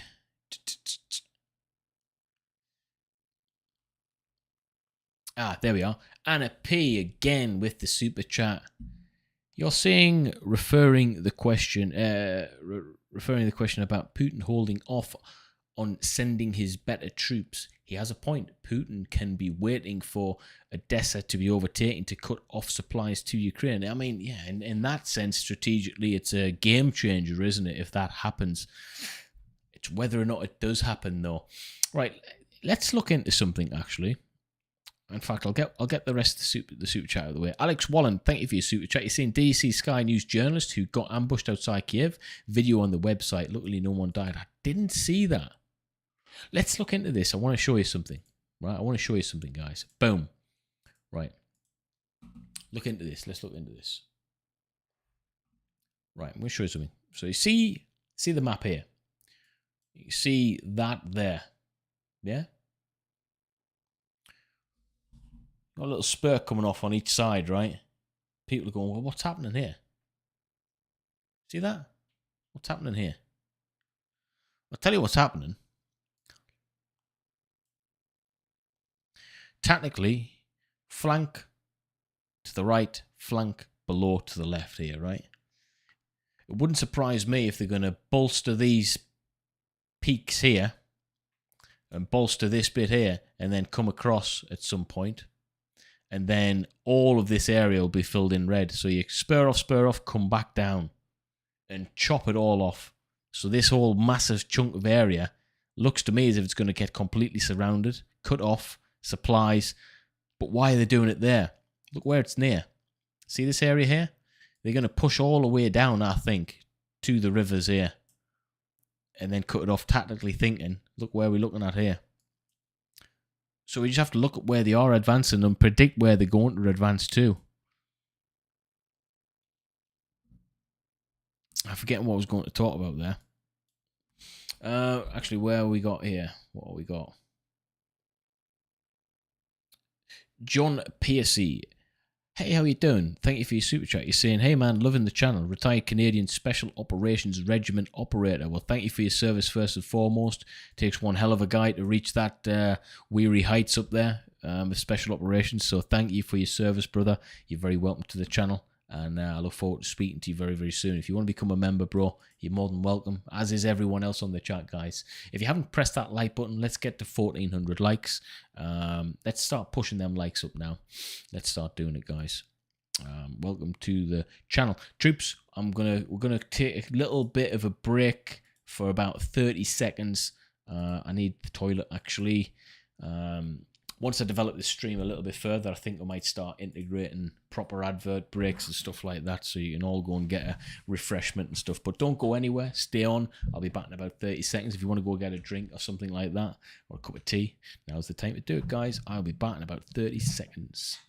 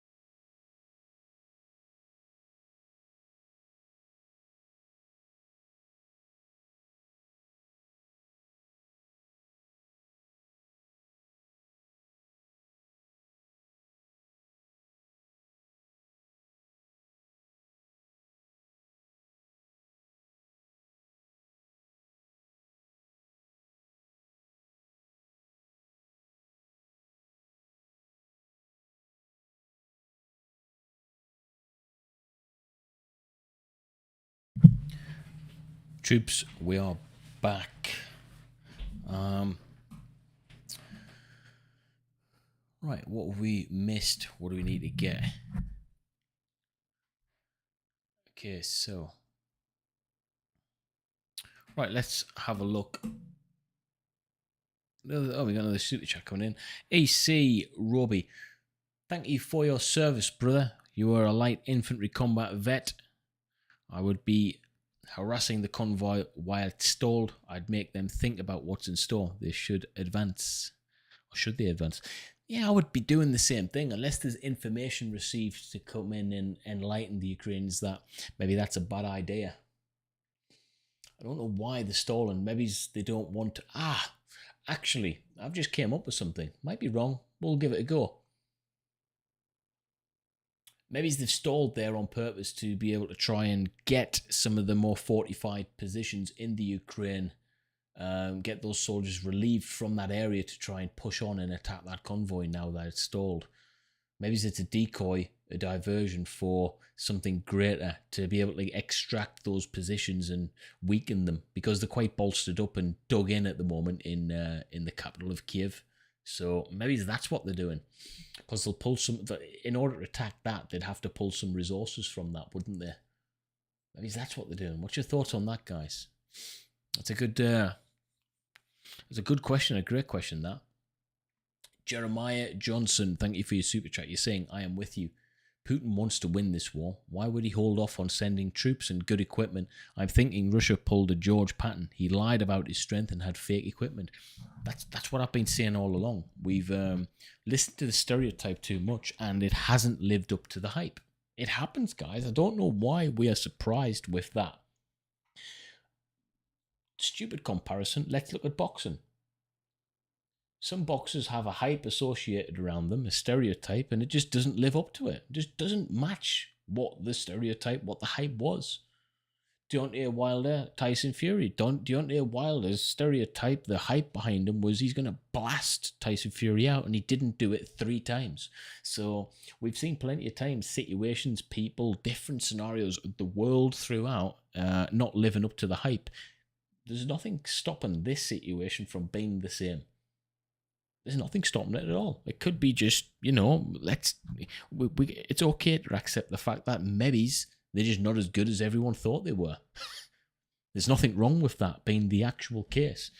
Right now we're seeing experiences and situations kind of supporting that more so than we'd like. Good question, that from Jeremiah. Thank you for your super chat. Nice name. Unigaming, thank you again. You're saying the convoy is out of fuel, but probably is very armed. Well, they're out of fuel, but they're also, it doesn't make sense that they're out of fuel this early on. They would have provisions in place. I'm just talking militarily from my experiences. We wouldn't allow that to happen. I mean, Russia's supplying the world with fuel. How the hell can the Russian convoy run out of the stuff that they're supplying people with? I mean, think about it, man. We need to think about that, troops. They're not going to run out of stuff that they've got in abundance. Johnny's videos, again, thank you with the super chat. You're saying, unlike the West, Russia is very comfortable with taking casualties and sending in their own troops in as cannon fodder to wear down the enemy. Russia leadership sees their own people as expendable, unfortunately. I have to agree with you completely on that. We've seen that throughout their decision-making processes in all of the wars they've been involved in. Obviously, this has many different dynamics to it. Let's talk in reference to World War II. The greatest amount of casualties, and there's obviously many reasons for this, but the greatest casualties of World War II in terms of numbers was Russia. And the difference was considerable, guys. You just have to look up one of my videos I did, actually. The most number of people who died pertaining to a single country in World War II was Russia, and it's upsetting, the amount. If you haven't watched or listened to anything regarding that before, you really need to have a look into it, man. It'll shock you to the bones. Millions and millions and millions and millions and millions of Russians died in World War II.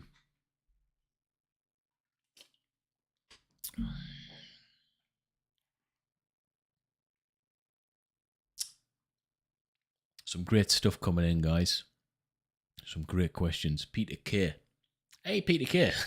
One of my favorite comedians of all time. You're saying it was nice to be able to send Bitcoin to UA. And a P. Odessa is going to get hit with an amphibious attack as the ground troops approach from the east. There's an article of Russian carriers on the coast. I was expecting, to be honest with you, I was expecting an amphibious assault a lot earlier than this. The fact that it's happening and people are talking about it happening, I'm not surprised, because it's something that I'm thinking, well, I was expecting this to have happened already. So yeah, I'm not surprised in that respect. I thought it would have been one of the first things we would have seen, an amphibious assault from the south. but I don't know if that's because I'm biased because I'm a Marine, and that's what I'd expect of myself in that situation. I'm not sure.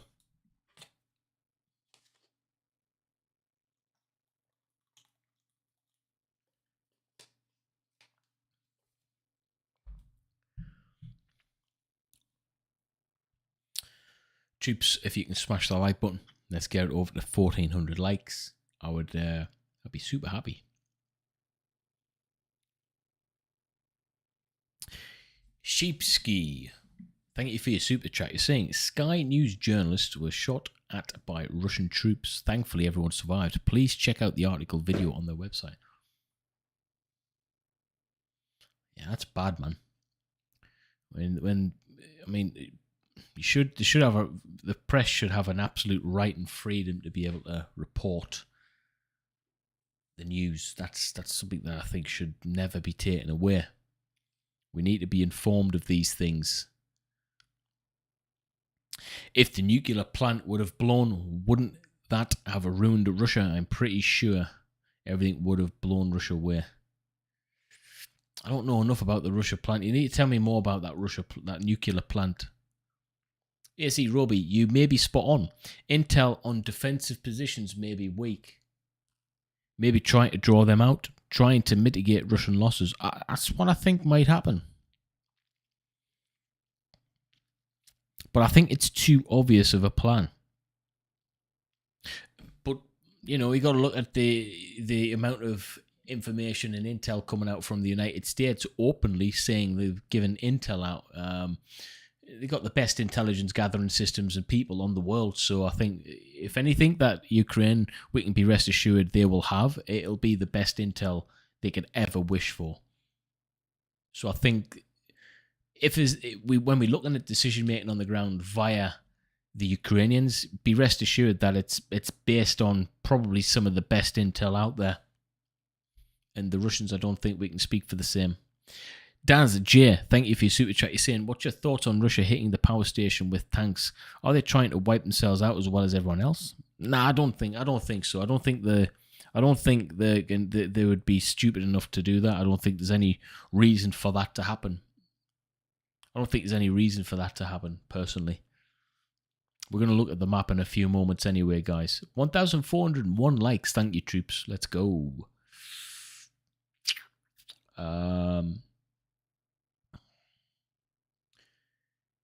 Kinjiru731, thank you for your donation again. Your super chat question is, or statement is, that Russia's population loses more to deaths than it gains from births today because of that lost generation of men from World War II, yet Putin is throwing away young men right now. Right, so that's interesting. I'm interested to speak about this, actually. World War II. I think we might have hinted on this a couple of streams ago. Let's talk about the gene pool. Now, I don't want to go down the line of alpha males, beta males, and what constitutes of that, but let's just talk about genetics. You're going to find who the genetically gifted individual are through adverse and austere situations. So, sportsmen, believe it or not, although they might not be getting killed and stuff like that, they're putting their body through strict regimes of adverse and austere situations and conditions and trying to adapt and overcome them. You're either got the gift genetically, spiritually, mentally, physically to be able to go through with that, or you haven't. So let's say that most top level boxers have good genetics. Let's just say that, right? Same effects in war. You're going to get the best of the best individuals coming out in these situations, only to be wiped out in war. And we've seen the gene pool wiped out in World War II. And as you say, Russia's still seeing the effects of that from this day onwards, because some great men were taken out in World War II, genetically gifted specimens. We don't talk enough about that. I think it's really, really interesting. I would love to see if that has been measured in society, statistically speaking. How could it be measured? Has it been measured? I would love to see the data on that, because from my personal understanding, society holistically can only be weaker as a result of that from occurring. You know, again, we've seen proof of that in Russia, as per Kinjuru's super chat there. Thank you. Chai lover. I'm a chai lover as well. Chai lover. You're saying read convoy issue from bad Chinese tires.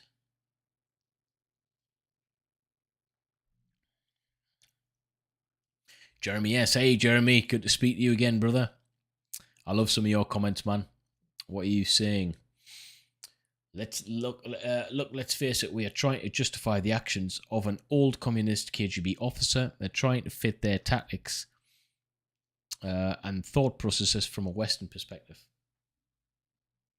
Yeah, I couldn't agree more. I mean, we're looking at this in 2022, but you know, Putin. Yeah, he's a very intelligent man. To be an intelligence. He wasn't just a KGB officer in the sense of what we think. He was an old spy, Russian spy. I mean, one hell of a job to obtain the title. It's very hard. You got to be intellectually all over it, and to have risen to where he's risen to. He's a special man indeed in terms of his ability. Now, that's not to be underestimated in that respect, militarily speaking. He's not just a disgruntled old male who's unhappy with the situation. He's an intelligent, articulate, disgruntled old male who's, you know, rose to the very top in his society.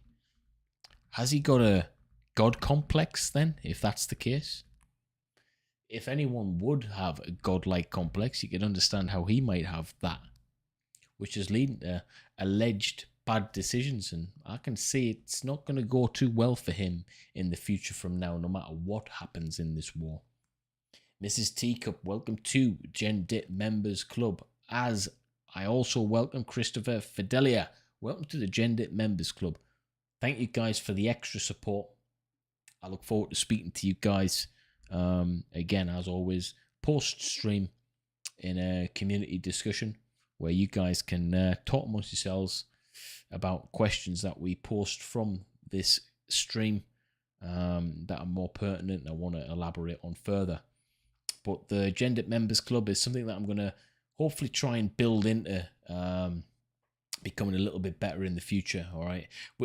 For instance, we've recently launched merchandise on the store. It's not something that I felt too comfortable having on the live stream. Having on the channel, because I didn't want to think like people were saying it's just a monetary thing, but it's an extra way of support. It's not a major thing. I'm going to be getting some of the merchandise because I actually quite like what I've done. It's nothing special, but the members, I've given a 50% code to, and you'll have access to that code, guys. It's the least I can do in that respect. Anyway, we digress massively. What else are we talking about? I'm Ted, and I'm fat. Hey, I spoke to you the other day. Great to have you back here, buddy, and thank you for your super chat. You're saying, I feel like Russia just can't win from this. If they lose this war, they'll be the laughing stock of the world. But if they win, they'll be sanctioned even more to the point where they're super poor. Yes, that's the reality of it. Unless we under false pretenses of what actually is capable of happening. But they will be sanctioned to the point of where people will die as a result of it in Russia, because the sanctions will be so strict. How can they survive as a country with that leadership? Something has to happen with the leadership. Tornado Matteo 1, welcome to the Gen Dit Members Club, buddy. It's about time. Welcome to the club. We look forward to speaking to you very, very soon, bro. Player 1, thank you. Wow, you never cease to amaze the chat, guys. Player 1, thank you for your support, my friend. Your super chat says, I have to head out, brother. I hit you up on Insta. Keep up the good work. Yes, again, troops as well. If I don't get back to you straight away on Instagram, it's not through ignorance. It's through sheer amount of messages that I get. But I will aim to get back to you, Player 1, on Instagram. I think I've seen your message. Let me get back to you as soon as I can, buddy. But thanks for stopping by. You're always welcome here, dude. Always welcome.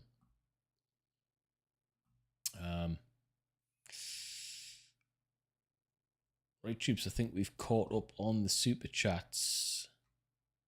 Yeah, I'm caught up on them super chats. Thank you, troops, for being some good questions there. Oh, and another one just came in. Brian Smith is saying they can get back from China. Look up BRICS nations. They get back from China. Look up BRICS. I'm not sure I understand your question, mate. Right, let's get back to this map. Let's have a look at this. Let's have a look at this. Right, what's been happening then? I want to look around this area. What's happening here? So remains of school number 25 in that region was destroyed in an airstrike. So they're targeting schools now. Connor with the super chat. Thank you. You're saying, do you think if Russia loses the war and has so many sanctions, they'll become the Germany in World War II and have a rise of another dictator? No. Initially, no. What I do think is it'll be similar to the situation of where when Germany lost, they had to pay massive amounts of reparations, and they're still paying to this day, I believe, aren't they? It's took generations after generations for them to change their public appearance in the world. So I do think Russia can come back from this, i.e. the people of Russia. The leadership has to change no matter what you think. It has to change, really. Kinjuru731. Sorry, we've got one from Zoltan. Thank you. You're saying, do you feel China will move on Taiwan soon? 100%. That's happening. They're going to capitalize on that. I think we've actually, there's been things materializing from that within today, I think, actually. So if I get time over the weekend, if you're interested in the China-Taiwan situation, I will start covering it, guys, because it's happening. It's happening, I think.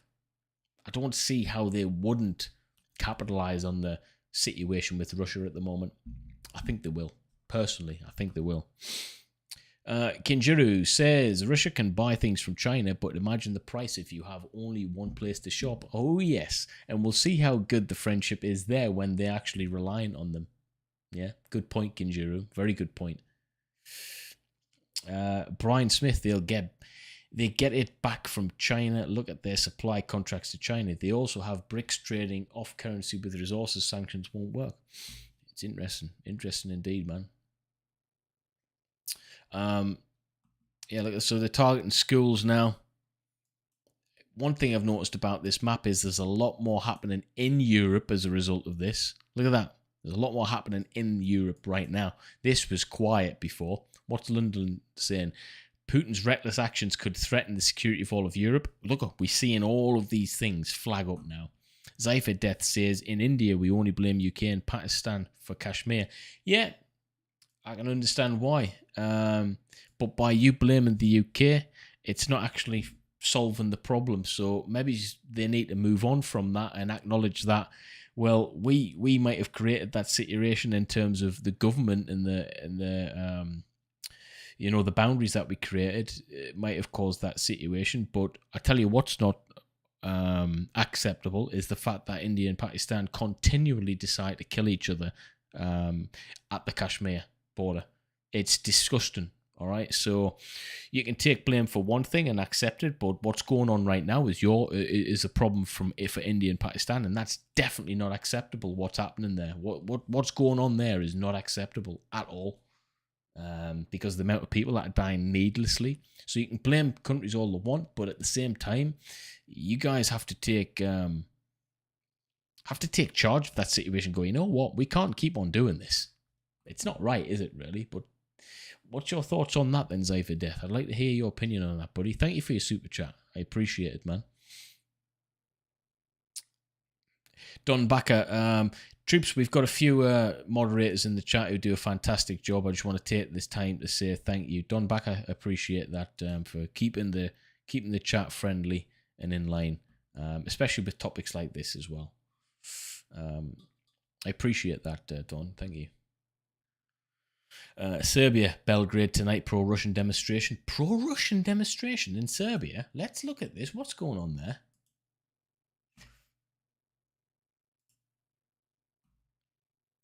What's going on here? Belgrade tonight, pro-Russian demonstration. Ruslan Thrad says, do you remember that I tweeted about the Balkans in the context of the war in Ukraine? It is important to follow the events together because Russia is working on several fronts at the same time. Belgrade, pro-Russian demonstration. 21,000 views.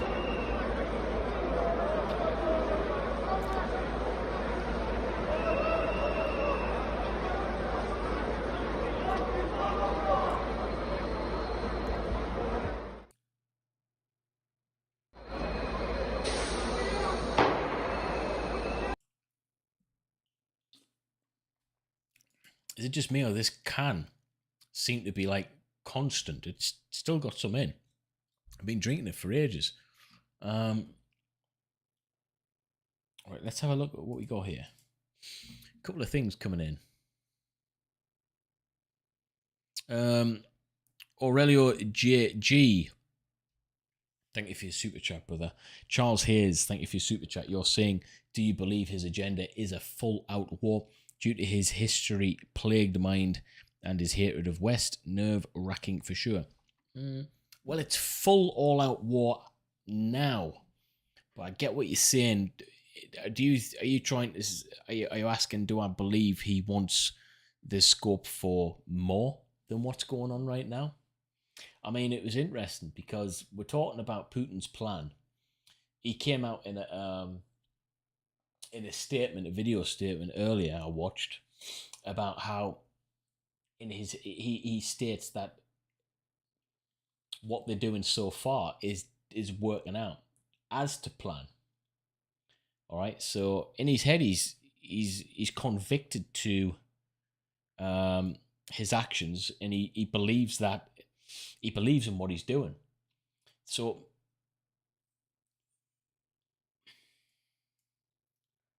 do I think he wants more than this? I think he would, if he continues to go past, if this continues and no intervention takes place, think about it yourself. If you get an inch, you'll take a mile until you get stopped. I think that's what's going to happen here. I don't think he'll do multiple invasions because I don't think that would be militarily and strategically good for the Russian military. But I do think he'll try and take little countries at a time and see how much he can peel back. Does that make sense? Thanks for your super chat, Chris Hayes. Right, let's have a look at this then. Fuck, let's refresh this map. It's quiet here now. There's loads of things happening here. There's nothing came in for 13 hours. I wonder if that's been strategic. US Embassy Kyiv also calls Russian shelling of Europe's largest nuclear power plant a war crime. Right, so Kyiv, let's look at this. Source, where's this coming from? Twitter. US Embassy Kyiv also calls Russian shelling of Europe's largest nuclear power plant a war crime. It's borderline, isn't it? That's for sure. I'm Ted and I'm fat. What are you saying? Thank you for your super chat. You're saying, I don't know if the UK is the same as the US when we say thank you for your service. But as someone who believes in freedom, thank you for your service. I may have been drinking, but who cares? Wow, thank you. That's very humbling. The UK is the same as the US when we say thank you for your service. We share very much commonality in that respect for our military guys and girls. One thing I will say is I'm no superhero or anything like that, guys. I was nothing special. I've done a special course. I did something special in passing the course of becoming a Royal Marines Commando, but I don't profess to be like some of our warrior brothers out there who've done a hell of a lot more than me in the military, done some exceptional stuff. I'm not of that category of greatness. I passed a great course, but am I a great human being and who's done absolute loads of stuff in the military? No, I wouldn't dare put myself into that category, you know, likes of Jocko Willock and people like that. They're special individuals. I am merely a mortal in comparison to most of those people. So, yeah, I appreciate your comments nonetheless, brother. But, yeah, thank you for that. And, yeah, you've been drinking. Hey, it's Friday. You've earned it, dude. Thank you for your super chat, man, and your kind words. Oodle Doodle says... Sorry. That's a funny name, man. Any time after midnight we can laugh, right? Oh, you can tell it starts off serious. You know, I feel like getting a drink myself. I kind of do that with streaming serious stuff, man. Been trying to drink this thing for the past 2 hours. Oodle Doodle says, do you think Putin believes he would survive a nuclear war? So I'm just trying to put myself into his brain.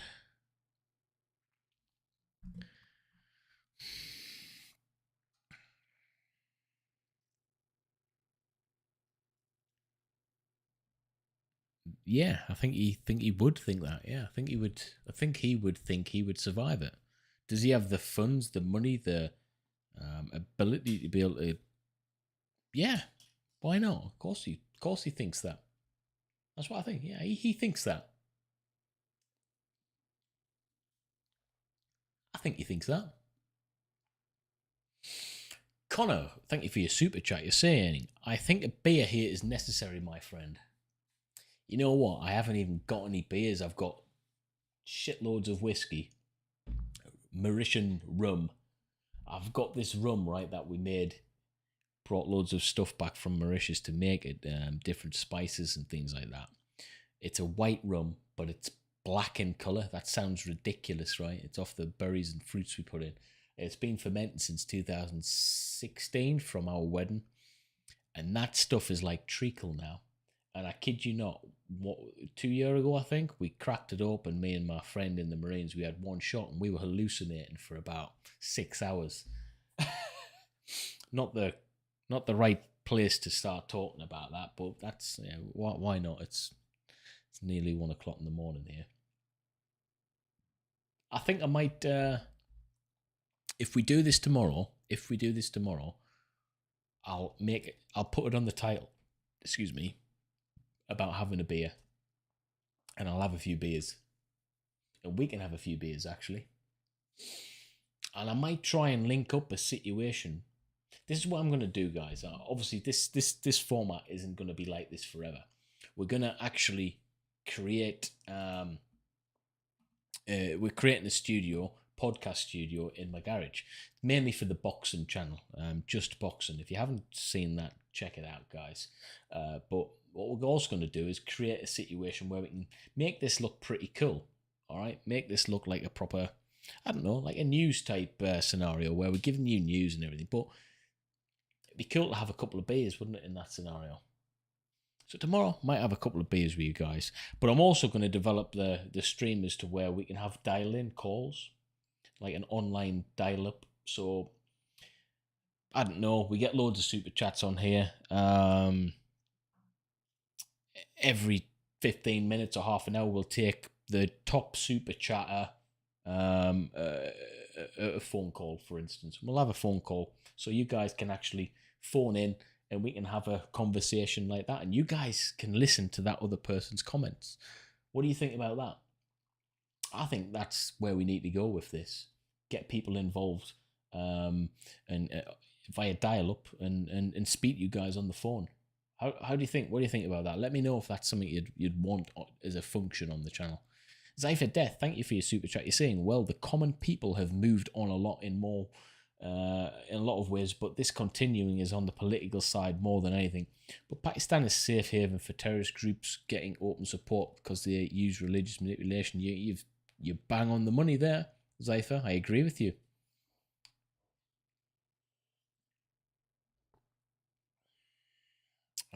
Right, where are we?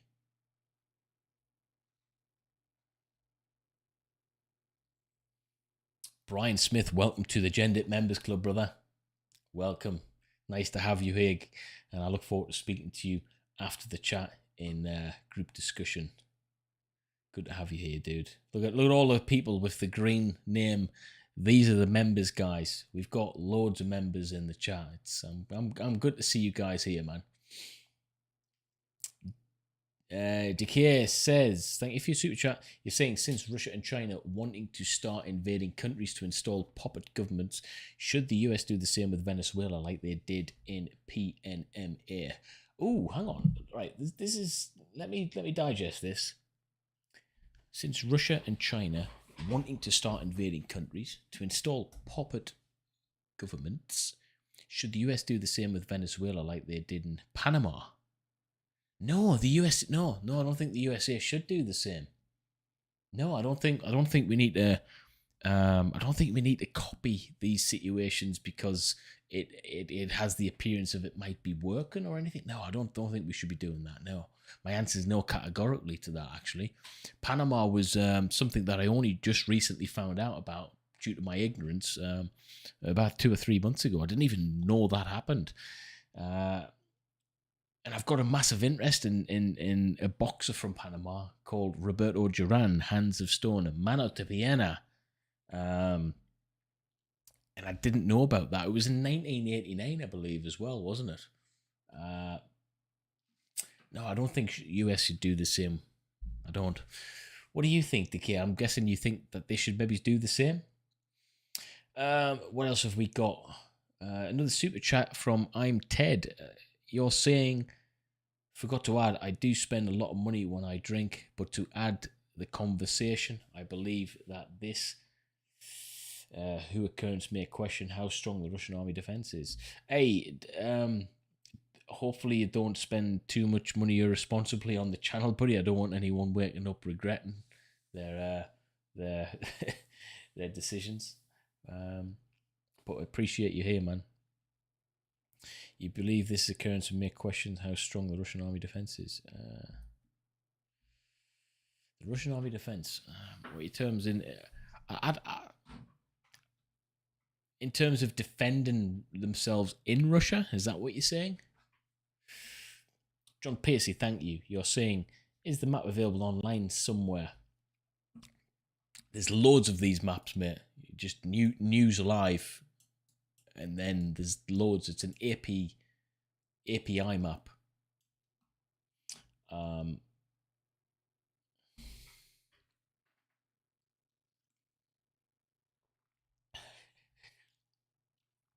This is another one as well, troops. Hey, we've got 1,500 likes over. Please smash that like button. Let's get it up to 1,600 likes, guys. It really does help the video reach new levels. This is another one. I do skim over these videos the next day or the day after, so I can read the comments. So obviously we're going over the correct protocol and respecting the super chats, all right? Because guys are paying money effectively to answer questions and ask questions. So those take precedent. But the day after that, I do read the chats. So don't think that I'm not reading your chats. I do go over them and I watch the stream back. So, and my dad does as well. He likes to get amongst it, so he reads these as well. So don't think we don't read them. We do, guys. Okay. Connor, you're saying you should try Discord and do voice or face chat. Yeah, it's one way. I'll do a dial-up number though. I think an online dial-up number. I think that'll be the way to do it. But that is a way of doing it as well, Connor. Thank you, buddy. Hey troops, in fact, Johnny's videos, you're saying, thank you for your super chat, you're saying you could use Discord to make the call in thing work. Sounds like a great idea. Yeah, it could. I've got a few ideas of how to do it, but not everyone has Discord, you see, but everyone has a number.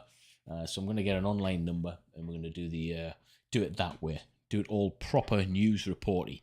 Because what I want to create is effectively something that when you watch the news, something like that, but it's all serious. I want to be almost like the casual version of that, you know, just me, a normal guy, casually talking about news and getting you guys involved and drinking an energy drink on stream and, you know, that kind of stuff.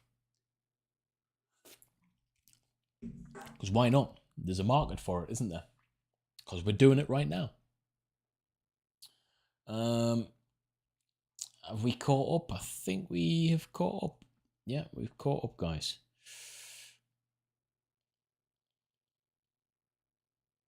Right, troops. So this is what I wanted to look at. 9 hours ago, in the village of Markilaklav, I can't pronounce that properly, Kyiv region, fired on private homes, killing at least 5 people, 3 of them children. This is disgusting. Anna P, if this turns into World War III, would you serve again? Yes. Yes, I would. But I wouldn't be doing it for the reasons you think. I would be doing it for my family and to protect my home. At this moment in time, that's not in jeopardy. I'm not gun-ho. I would only do it if I could go back into this format and fight alongside my friends. But if all else comes down to it, if I had to do it because of I was protecting family, friends, and my home, then yeah, of course. But I'm slightly different now, having a daughter, having a family. I don't necessarily agree with the reasons we get utilized anywhere, and I'd certainly not go and fight for a country if political leaders didn't put on uniform as well, because until we start seeing them do it and not profiting from war, then I ain't doing that shit either. Do you understand? 20-year-old version of me would have jumped at the chance, but ego aside, hormones degrading slightly, not really thinking about it in the same way anymore. Morality is protruding higher than ego. I would like to see some of the hierarchies of our society putting the weaponry on as well. You know? That's my take. Hey, Original Humans in the chat. My good old friend. We were just talking about you about an hour ago, actually, mate. Reference Maine. Hey, Luke, how you doing, bro? Original Human is a former Royal Marines commando as well. He's got one of these things that makes him hard as nails. What you're saying is Putin thinks he's hard, but do you think he can survive? Putin. This is private Royal Marine chat here, guys. If you don't understand, sorry, I'll explain. Putin thinks he's hard, but do you think he could survive a naked regain during Silly Week after a couple bottles of port? I think he could, you know. I think he'd fit right in, to be fair. As you know, mate, the Marines is a fantastic bunch of men, but some right bloody weirdos, aren't we? I mean, there's something not right with us. There's something not right with us all. You know what I think about Royal Marines, right? I think we are special, but I think there's a big part of us that if we didn't become Marines and we were forced to become actors, we would be very, very successful because we have the ability to pretend to be something. That's all I think it is. What makes a good Royal Marine? Can you pretend to be one? What do you need to pretend? You need to be physically fit. Were most of the lads who I was in with physically fit? Yeah, but some of them weren't, but they pretended to be because they were a bit solid. It's a strange bunch of men, the Royal Marines and the US Marines. We're a bit mental, I think. Something wrong. There's something not right with us, man. I don't know. It's hard to explain. Right, where am I? I need to catch up with these chats, guys.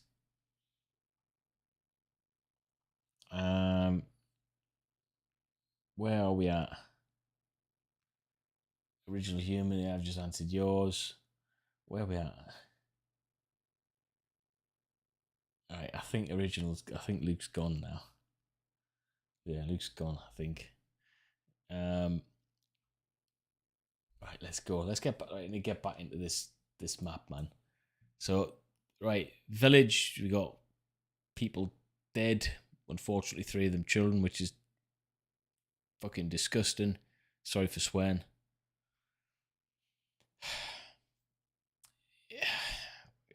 Yeah, when kids get involved, man, it's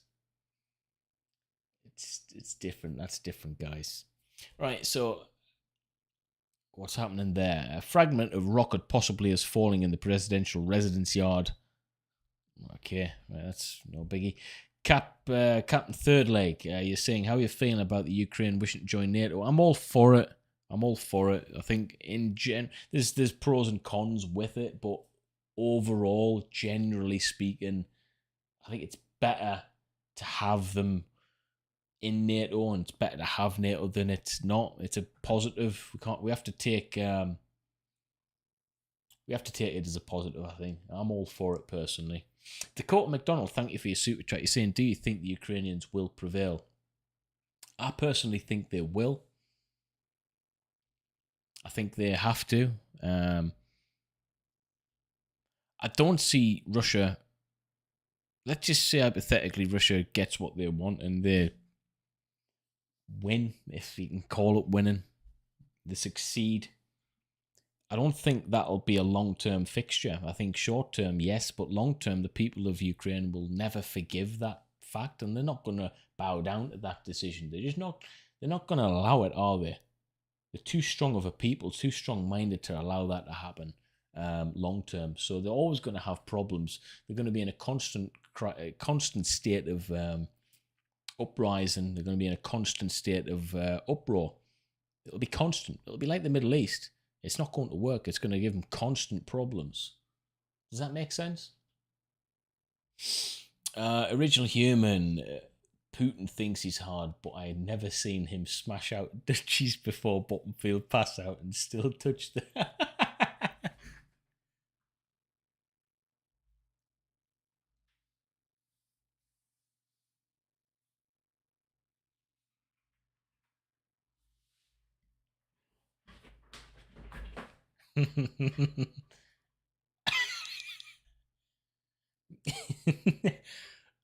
I've came up with an idea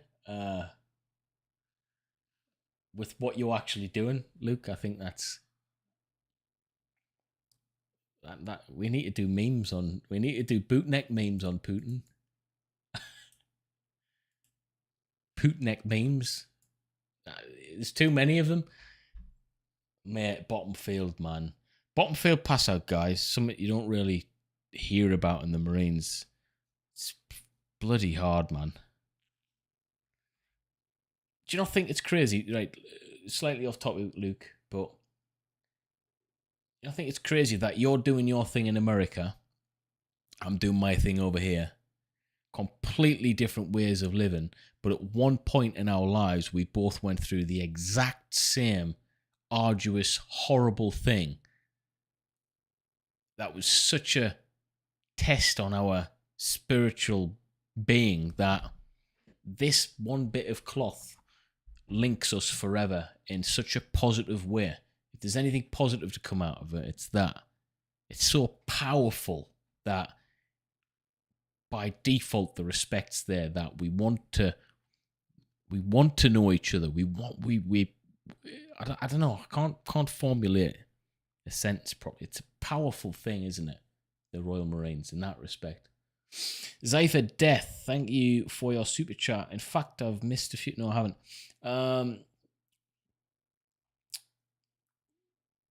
Right, I have missed. Zypher Death, sorry. You're saying I really do want an India-Pakistani discussion. I really want to talk a lot about that, but damn, Putin has the world revolving around him. Well, I'm going to actually start delving into that discussion a little bit more, because I think it's a really interesting topic, actually, guys. But yeah, more to come on that one, Zypher. I think you'll be a great point of reference for that as well. Troops, we're nearly at 1,600 likes. Again, our aim is 2,000, so if we could start hitting the like button, it costs you nothing. It's the easiest thing to do in the world as well, troops. All the new members, I want to say thank you for joining the community and the club. If you do want to join the club, guys, the link is in the chat, pinned to the top, and it'd be really good to get you involved. Really good. Zoltan, thank you for your super chat. You're saying Putin was saying he didn't want Ukraine to join NATO because then NATO would be on their border. If he takes Ukraine, that puts NATO on his doorstep. Yeah, it's very interesting. I mean, that logic kind of makes sense, but it doesn't at the same time. But what he is doing is NATO has expanded to the point where over the past 30, 40 years, you look at, they've gradually went east. I'm not a sympathizer, but I can understand the mentality based on the way he's acting. But yeah, the fact that if he takes over Ukraine, indirectly he's closer to NATO. Yeah, it doesn't make sense in that respect. I get what you're saying with that. Interesting point, actually. Heathen Ninox. Hey, from Sweden. Heathen, how you doing, buddy? Thank you for your super chat. What are you saying? I've been busy with evening shift work this week. What is your latest and short recap? Like your perspective and discussions. Keep it up. Thank you, buddy. Well, I think if we were to summarize this and really, really summarize it simply, is overestimated Putin's ability. Although he's been overestimated and he's made some bloody stupid mistakes, Russia is still not to be messed with. They're still a force to be reckoned with. Still very, very dangerous. I think they've got something else planned up their sleeves because it doesn't make logical, tactical sense the way they've been acting at the moment. In terms of that convoy, I still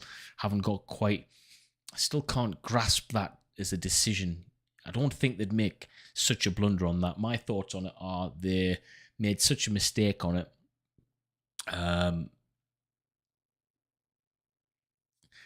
My thoughts on it are that they could be seemingly out of fuel to draw troops from Kyiv, to weaken the positions in Kyiv that are already bolstered and dug in, so to speak, so that they can then launch an attack on Kyiv. Because at this moment in time, they're going to be heavily armoured, heavily bolstered, heavily fortified. So I think it's a bit of a diversion to get troops out of Kyiv to be able to fight off them whilst they're seemingly stuck there. Might be wrong on that. Johnny's videos. Thank you for your super chat. You're saying, what are your thoughts on Elon challenging Roscosmos to keep the ISS from crashing into US or Europe like they threatened? Have more beer money. Thank you for the beer money, brother. What are your thoughts on Elon challenging Roscosmos to keep the ISS from crashing into US? I haven't heard about that. Can you elaborate? Let us in on the juicy info, Johnny. I haven't heard about it. I knew that Elon was planning on sending Starlink over to keep the internet up because there's been areas where they've tried to bring the internet down and have actually succeeded. So Starlink stops that, which Elon's a legend for, really, isn't he? In that respect. What else have we got? Sorry, guys, if I'm missing some of these. Original Human, the connection is unbreakable. It's unbreakable, man. It is unbreakable. You know something, Luke? I can't wait for the day I actually finally meet you, mate. I can't wait for that day. Even if I have to come to the States, man, I can't wait for that. I think we'll get on like a house on fire, man. And I can't wait to play shithead with you as well. And one of us has to get HMS Illustrious tattooed onto our left bum cheek. Katie, thank you for the super chat. You're saying after the shit show that was 2020 and 2021, I have completely lost my will to live. I'm sorry to hear that, man. This whole situation is what finally brought the camels back for me. I was deployed in Afghanistan. Katie, well, thank you for your service. Yeah, thank you for your service. What were you in, by the way? If you need to speak to anyone, follow me on Instagram. Drop me a message, buddy. Let's have a chat, yeah? But I think the key to all of this is to remain not necessarily strong. I think it's like, oh, what is strength? What is mental strength? Oh, I'll keep strong about this. Is just to remain on the fence with the whole thing. There's one thing guaranteed for all of us. We're all not guaranteed to survive a life anyway. That's one thing that's guaranteed. So, yeah, I mean, the way I kind of take all of this, take it all in my stride now. It's easier said than done, especially service members who have served and deployed to these horrific areas. But, okay, if you need to speak, we've got a fantastic community here. You're more than welcome. But drop me a message on Instagram, buddy. It'd be good to hear from you. Thank you for your service, warrior. Original Human says Putin seems like the bloke that would go on a run ashore with pusses socks and camp cream behind his ear. Right. Putin says, mate, I've still got camp cream in my ears now, man. That stuff now, right? Tell you something, Luke. Slightly off topic here, but you have you seen the new camp cream? New camp cream rubs off like you wouldn't believe, just off. Whereas the camp cream that me and Luke had in the core, that stuff's not coming off. All right, it's not coming off. The new camp cream, mate, it comes off so easy. It's just like makeup, effectively. They don't know the bone, man.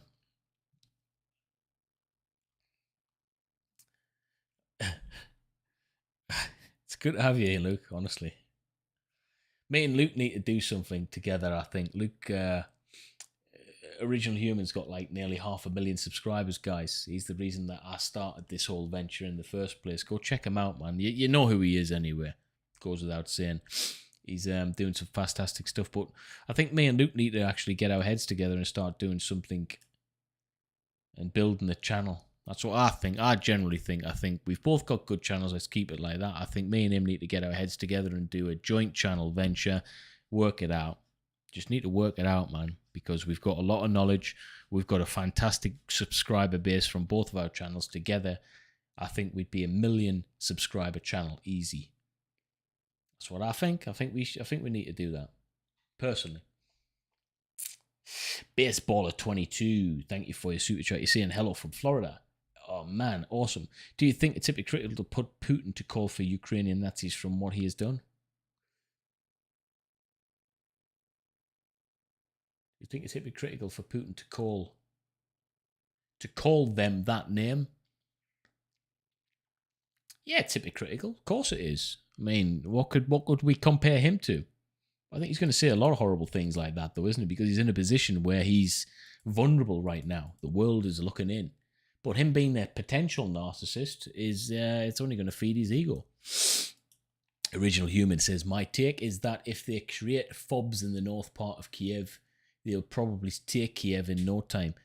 Yeah, so FOBs are going to be easier to resupply, and it's I think they'll do that. There's plenty of hard cover to be able to take.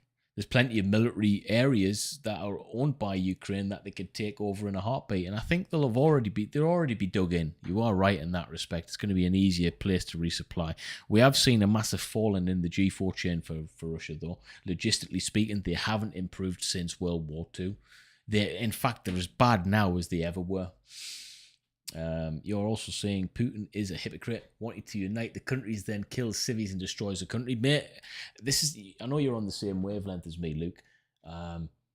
It's one death is bad. I don't know how we've gotten to a point in society where we can just forget about one death.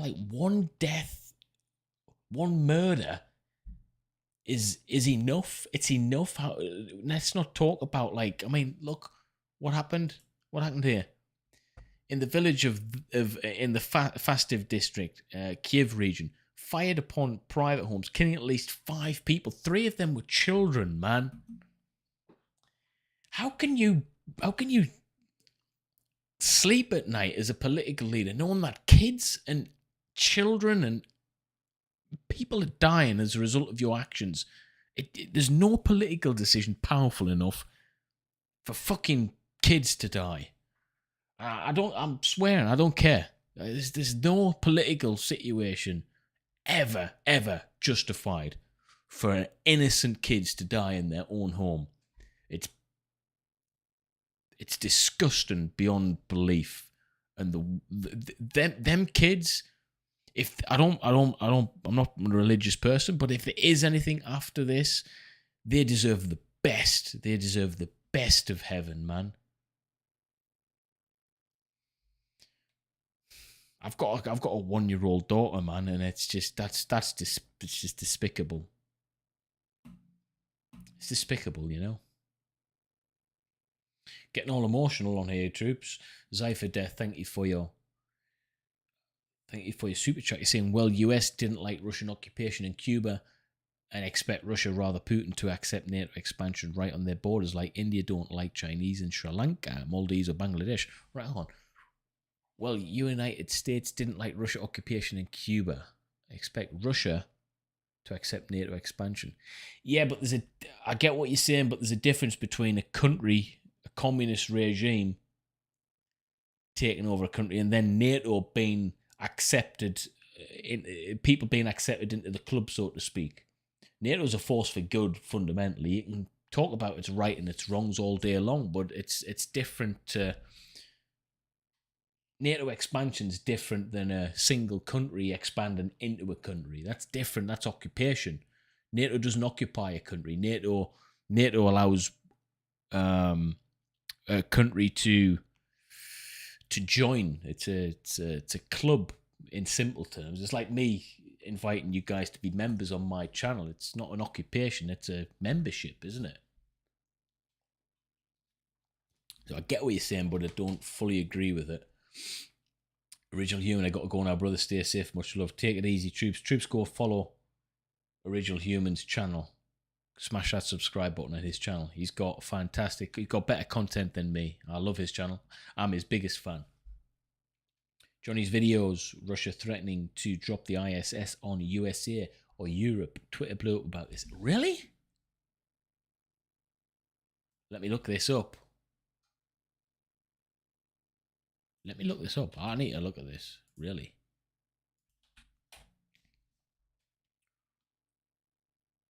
Whoa, it's happening, yeah.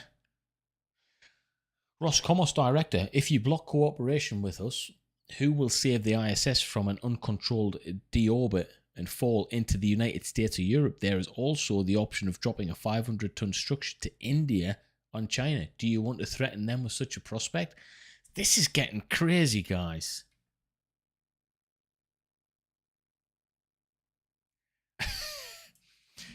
I mean, it's great for the channel in terms of news and stuff like that, but come on, this is mental. This is mental.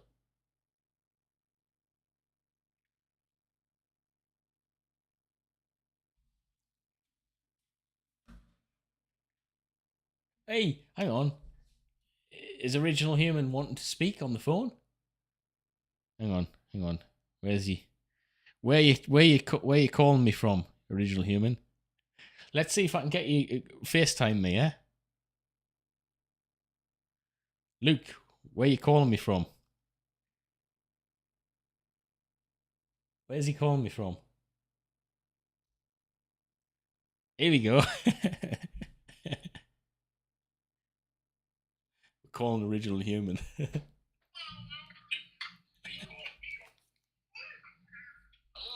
brother. Hey, Lukey. How are you? Yeah, just working at the moment.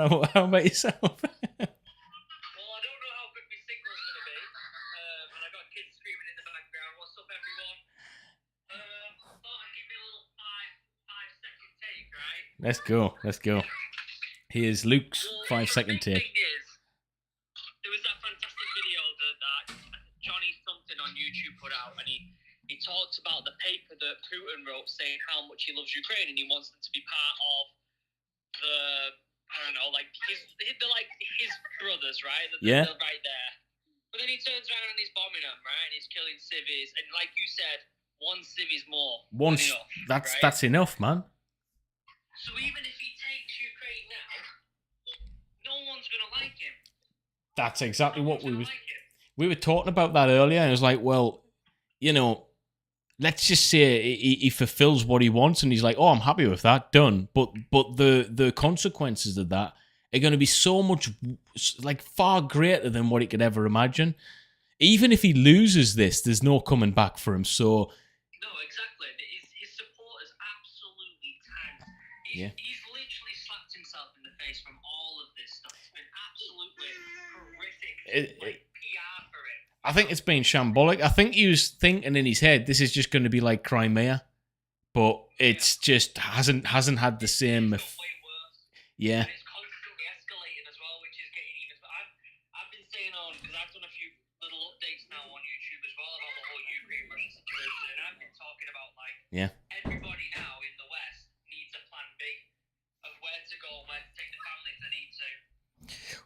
Yeah, I mean it's Sounds a bit dramatic, but it's but I mean, it's especially in Europe, mate. well, the thing is, man, I was talking about this, like Ukraine, it seems a million miles away. It's 2,500 kilometers or something from where I live. It's like a 10-hour drive, mate, a 12-hour drive or whatever. It's like, it's not far at all, you know. It is on our doorsteps, but hey, is what is, man. That's my take. Everybody have a plan B. Everyone have a bug out. Everyone have a little day sack ready. Get a little jogger. I've got a question for you though. Someone asked me this on Instagram. Can you use a day sack at night? Oh shit! What is there out there? You need a night sack as well, right? Night sack. Someone asked me that, and I was like, "Why have I never thought of that?" All right, take it easy, man. Bye bye. Everybody on the chat, stay safe. Much love, and we'll speak to you all soon. Love you guys. There you go. There's Luke's take. Cheers, buddy. See you later. There you go, guys. You heard it first. There's Luke from Original Human in the chat. Hey, it gets better. Sorry if I've missed some of the super chats, guys. I also had my wife come in there telling me off. I don't know if you heard me on the microphone or heard her on the microphone. I don't know if she's sleepwalking or what, but hey, a man's got to work, right? A man's got to work. Cryptid, thanks for your super chat. You're saying, do you think if Ukraine wins that Zelensky would ever give up power in Ukraine without violence? I think the way Zelensky's going at the moment, he's gonna stay there and fight to the end. I don't know if it's to the death, but he's gonna fight to the end. That's for sure. Yeah, Zypher Death, you're saying, I get what you say, but I can fight for your club, bro. Cheers, buddy.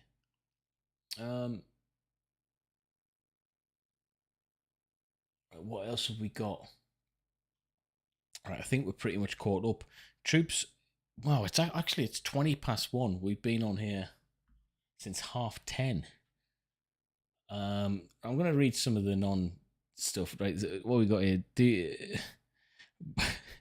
Dude, my wife always does that. Throws off my energy and focus. She's threw off my energy and focus now. It's like, you do realize I'm working here. I'm working here. Get the fuck out of here. Oh, man. Women. Troops, I do think on that note, though, what we can do is, if you don't mind smashing the like button for me, it's been fun tonight. Speaking to Luke there from Original Human just proves my point that I want to maybe get a phone call integrated system onto this so we can start receiving phone calls from some members in the chat. I think that's what we're going to do going forward. It'll make it more interactive. Instead of hearing my horrible voice all of the time, we can hear some of you wonderful people's voices as well. So if you do anything else for me tonight, please smash the like button. I'd really appreciate that. Yeah, if you can do that, that would really, really help me out. Right, so I think we're going to end that poll now. Separate channel for military news updates. 62% no, 37% yes.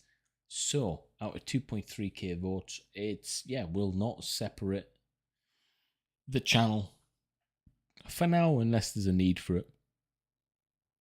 For military news. Hey, we got 1,664 likes. That is actually the birth year of the Royal Marines, 1664.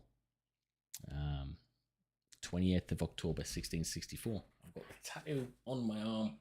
Yes.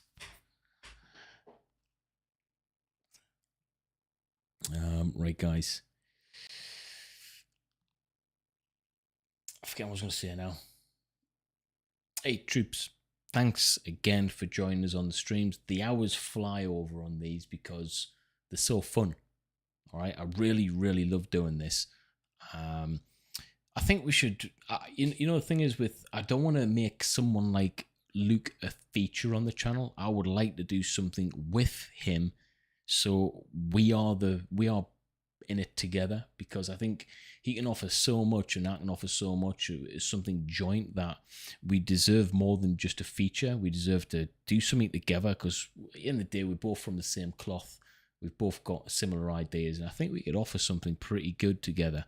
I'm going to speak to him about that, actually, because there's a lot of people interested in that. Let's do it. But troops, thanks for joining me. Actually, if we can get 20 or 22 more likes, we're going to hit 1,700 likes. That's good enough for us. If you want to speak to me after this, then I've just seen a comment, someone saying, hilarious if the wife popped up in the chat. Trust me, there's potential. There's potential. Trust me, guys.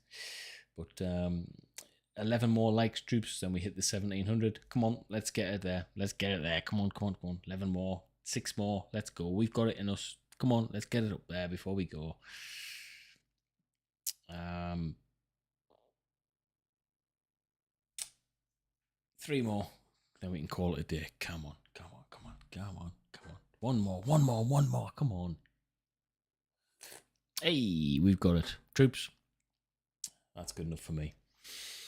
Might go live tomorrow if there's enough people want it to happen. I might talk about something slightly different because it's Saturday, but it'll be military update orientated. I might talk about China, Taiwan, India, Pakistan. What do you think? Troops, as always, what I'm going to do is pick the best comment out of this, or the best statement, and I'll upload a video tomorrow at some point based on some of the content in this. There's a lot of people like those videos, so I'll do that. Wherever you are in the world, stay safe. Whatever you're doing, make sure it's good and morally right as well. All right, we have to stick by things that are morally right. If you're a veteran, then thank you for your service. If you're currently serving, then stay safe. And remember, if you do anything, positively project good energy towards the Ukrainian people, because their lives right now has been turned upside down. They're invaded, they're at war, there's kids involved, there's deaths. This is shit for them. All right, so it's the least we can do is have a positive thought pattern for them, because positive energy works. I'm a massive believer in that. So that's what my last thought will be tonight when I go to bed, is thinking about those kids over there who really need the support. They're being terrorized right now, and it's not right. Actually, a few more questions coming in. I will answer the last questions to mop up. Eric Wright, you're saying Zelensky calls NATO weak for no air support. They're not weak. They just haven't given air support, have they? Zypher Death says, this is crazy time. Pandemic ain't over and we got war. What if there's a new variant? Yeah. Chinese plan to pave the way for Taiwan invasion. I think the Taiwan invasion is happening next. We're going to talk about that tomorrow, guys. But hey, troops, I just want to say this. Thank you wherever you are. I appreciate you all. And I'll see you in the next live stream, guys. Fantastic to see you all here tonight. Wherever you are. Peace.